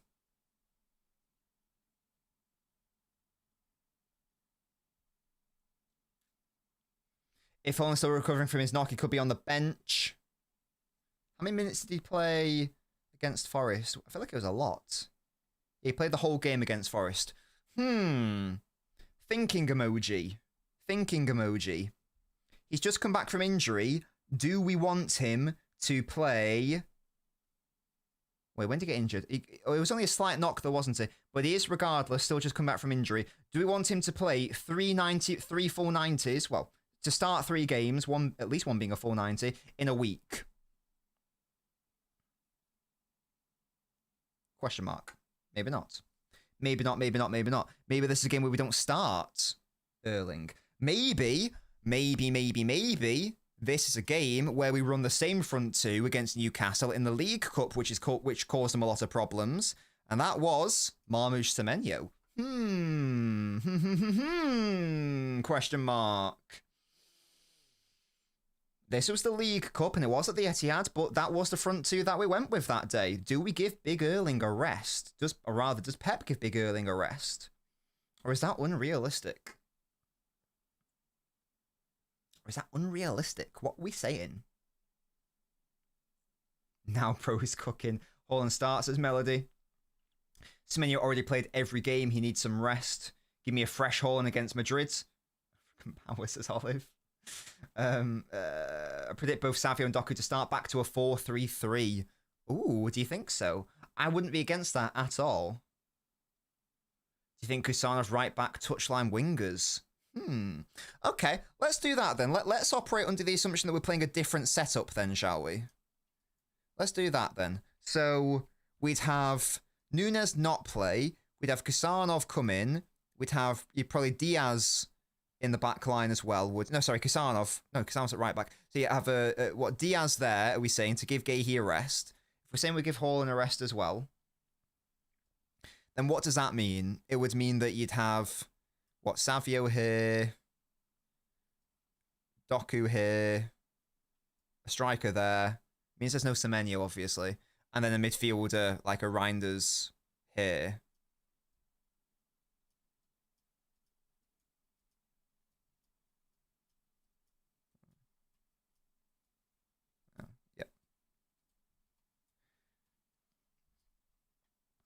And that also works, I guess. That's definitely an option. That's definitely an option. Now you don't have to worry about your right back not really offering that much. So that's it. That would be the prediction if I were gonna err on the side of a forwards 3. I'm gonna. I really think that. I really think that we're gonna play 2 up front, though. I really do think that. So I am gonna stick with my guns. I'm gonna do my prediction of. I'm gonna predict this actually. Yeah, that's a mad prediction, but I actually don't care. I'm gonna predict it. Big up to me. Big up to me for making an error there. No doubt, no doubt. Or maybe it'll just be that actually. Semenyo gets a cheeky rest because he's played a lot. I feel like Semenyo's played a lot of football as well, hasn't he? I don't think Doku starts. I think he comes on and gets minutes. I don't think Savio starts either. I think he comes on and gets minutes. So then it just becomes like, who do you play out of these 3? I don't think that Foden or Reinders will start against Madrid. I do think Shirky will.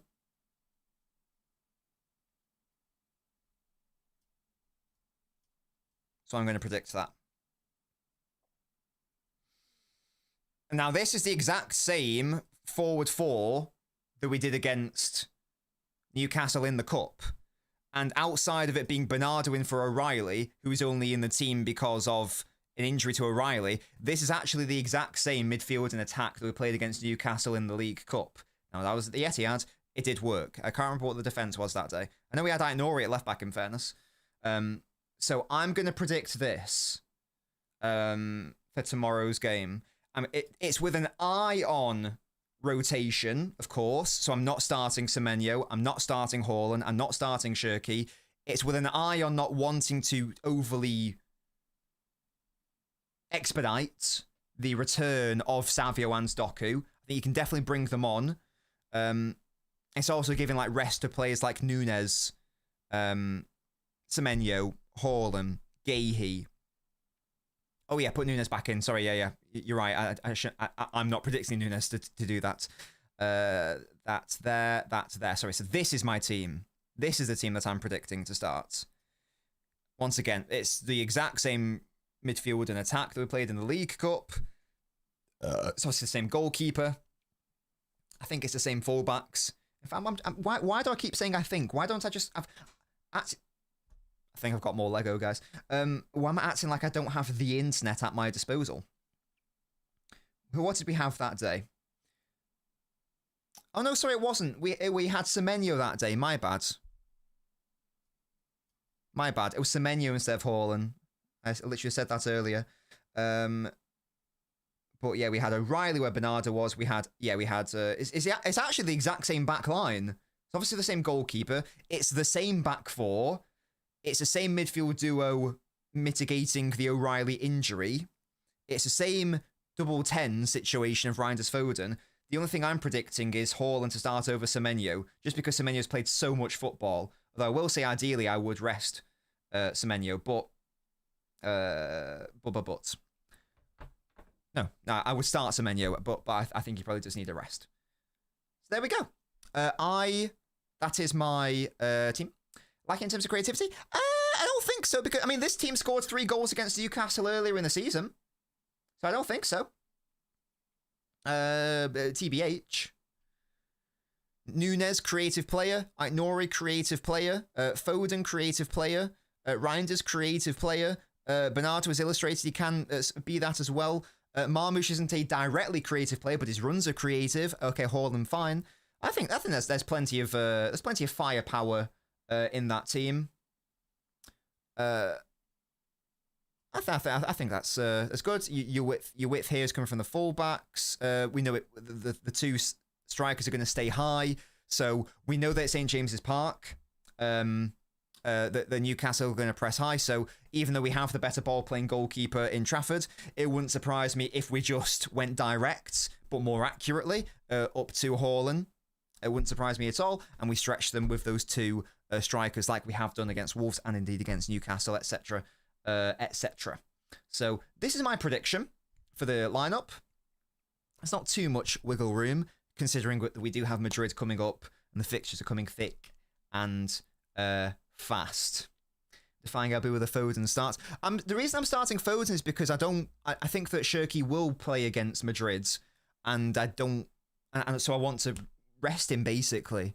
I want Reinders to play, definitely. So then it's a case of, do I want Shirky or Foden to start this game, and then who do I think will start the Madrid game? And I think it will be Foden starts that one, Shirky starts that one, rather than Shirky starting both of them. I wouldn't be overly surprised if he started both. I'd be a little bit surprised if he started both of them, though. But absolutely musty, yeah, and that's one of the reasons why Reinders was able to have such a good game, in fairness. It was very good. And we know that the long kicking is also very accurate. So maybe based on that, maybe you just play a more physical front two of Haaland and Semenyo just to really dominate them aerially from those long kicks. We shall see what we see. I'll be live for another couple minutes or so, guys. I'm sorry, this has been a stream which has been way longer than usual.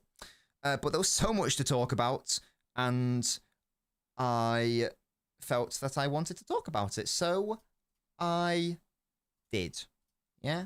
If you do enjoy my content and my work and you want to help support me so I can continue doing it, why not consider becoming a member of the channel? Little as £3 a month. The link is there if you'd like to support the channel and get lovely perks as well, such as exclusive videos.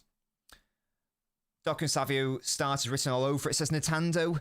Perhaps the way I'm interpreting it is they'll come off the bench, though, rather than start them. Who knows, though? Who knows? Who knows? We also have Chelsea. We are so cooked. Still think both the wingers start, but we'll see. This is the fun part, says Sachin. Yeah, they might do. And that's the thing. I mean, and this is the trick with Guardiola. You never know. You never know what he's going to do. It could well be one. It could well be the other. It might just be on a coin toss. So if I get all 11 of those players right, I can't pat myself on the back that much because it is whatever. You're playing a risky game trying to predict a Pep side. They have played a lot of football, absolutely. Is Savio's cameo at the Bernabeu Streets won't forget player, says Nunes. He played well there. Still got big up to Connor. Are you coming on the channel again, by the way, Connor, before our game? I think I asked you if you could do it, but please let me know if you can. Thank you for that, Naveen. Glad it was useful. Are we back to the normal streaming schedule next week? Yes, we should be fine with that. There will be a watch-along tomorrow. There will not be a post-mortem. It's an FA Cup game. So there won't be a post-mortem for it. And it's also very late as well, by the way. 8 o'clock. What is that all about? High key, what is that all about? Now, I'm not going to the game because I'm a fake fan, whatever. But, like, if you're a City fan and it's Saturday evening, the game ends at what? If it goes to bloody penalties, it might not end until, like, 11 o'clock if there's extra time and penalties. It's an 8 p.m. kickoff. It's not an easy task to get. I know they're both northern clubs, but there's Manchester's in the north and Newcastle's over the fucking wall. It's way north than compared to that. It's not easy to go from one to the other. Are the trains even running at that time? I don't know. It's just ridiculous. It's just stupid. No, I'm not going. There'll be a watch along. This is insane. Insane, these schedules. I don't get it. I'm sure there's a reason for it, but it's like, what? It's like when there's like a midweek game at the Etihad, Bournemouth. Like 3 fans turn up. That's not this. It's like, we don't know shit. Hello? Hello? Schedule, but I don't care. I don't care about the fans. Anyway. Will Anderson, Rodri, Foden compete for the midfield 3? This is something I didn't really touch on in the Foden section, and there was so much to talk about, so I wasn't able to touch on everything I wanted to do or have thought about. But I think I made one sentence on it. The shift to a more physical approach will kill Foden as a starter, in my opinion, and then that does make it a conversation of either or Foden and Shirky. And in my opinion, Shirky should actually win that battle based on all the other players around that sort of style. I would still. My opinion hasn't actually changed, though, and my preferred, if you said, right, you've got Anderson now, yeah? And you're playing a midfield 3, what's your favourite midfield 3? My preferred midfield 3 is this, personally. I want Rodri, Foden, Anderson. That would be my ideal dream midfield 3 out of possession. In possession, you can do the cheeky thing and get Shirky in there, but that's still my honest opinion on that. Am I okay? We're better than last week. It's still a thing though. It's still a struggle. You know how it is. That's just the world though. Big up to Connor. We'll have Connor on. Love that from you, matey. Yes. We'll have on Tuesday and Wednesday doing Champions League watch-alongs. Newcastle, Barca, and City, Madrid. Do I have a link for the equipment you use for streams? See, it's annoying, Rajat, because I used to have a link, but then I deleted it. I can let you know what I have, and how about that? You put in the chat right now, what is it you want to know, and I will tell you the piece of equipment I have. I'll give you an Amazon link. If you buy the shits using my Amazon link, you get more worship from me because I get a commission. So you let me know, give me a list, what do you want to know? And I'll let you know, yeah? I'll let you bloody know. Overnight at the Toon. I've never been to Newcastle. Newcastle. Games that change. Yeah, we're not going. Last train's midnight. Yeah, stupid. Madrid won't be as physical of a match, so we could try slight bully tactics as Hadley, perhaps. I'm sure it is a good night out. Yeah, yeah. Could we talk about Mecha? I think it's an interesting link. Absolutely. Absolutely, absolutely. Yeah, Shirky right wing off ball, given access to the centre in possession. My opinion on Shirky hasn't changed either. You need to accommodate for him, but he's bloody worth accommodating for. I want him in my teams. I want him in my teams. I think attacking it's Fun's best position, and I don't necessarily disagree. If we are going to persist with Donnarumma in goal, though, I do like him being a little bit closer to our box, but I get you absolutely. I appreciate that, Fenway. Thank you so much. Love that. You guys have been very supportive as well, whilst I have been struggling, so thank you very, very much. PC build, camera use, setup lights, and video editing software. Oh my gosh, okay. So, video editing software, Premiere Pro. I know it's expensive, but it's what I use. Setup lights, Elgato key lights. 1, 2 here. You only need like the main setup. 2 Elgato key lights there. I've got a Govee triad floodlight up there. I have a Govee pole light there. Camera is a Blackmagic Pocket Cinema 6K. The lens is, I can't remember what the lens is, unfortunately. I'm sorry. It's got like a 1.f though that you can adjust. It's very good. PC build. I've got a. Oh, I've written it down.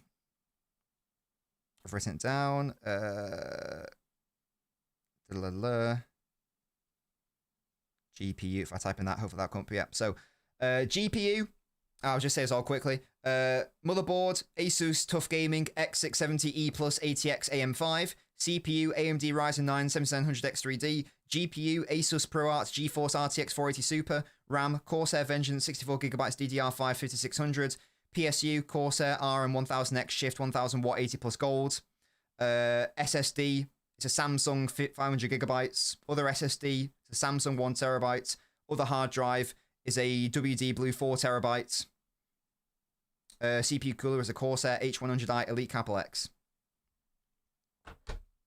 I hope that was useful. If you guys are going to buy anything on Amazon, click that link. I get commission. Go support your boy. Even if you click it now and don't buy anything for, a week or so, hey, that still works for me. Thankfully, I bought it before the great RAM crash of 87. So I'm chilling. That is my setup. There's more to the setup. I have an audio mixer. I have other elements of my PC. I have monitors. I have a tripod. I have my touchscreen monitor over there. I've got 3 or 4 mics going on here. I've got 4 or 5 different cameras. But those are the key things. Oh yeah, the ASMR keyboard. Absolutely, that's an Evo 80 with Noctua keycaps and a Noctua rounded retro coil cable. Thank you so much for watching, guys. I'll end it there because it's turned into a PC list. Big up to you all for supporting me. I will be back tomorrow for... don't worry about how much I get, but I get some. Wait, help, what? Where can I get a radio card? Okay, so you need to go to the radio station and you need to do the quiz. And then...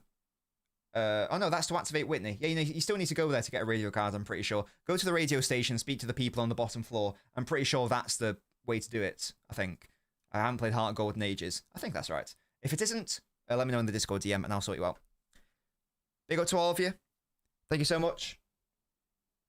I'll see you all tomorrow for a cheeky watch along. Bye.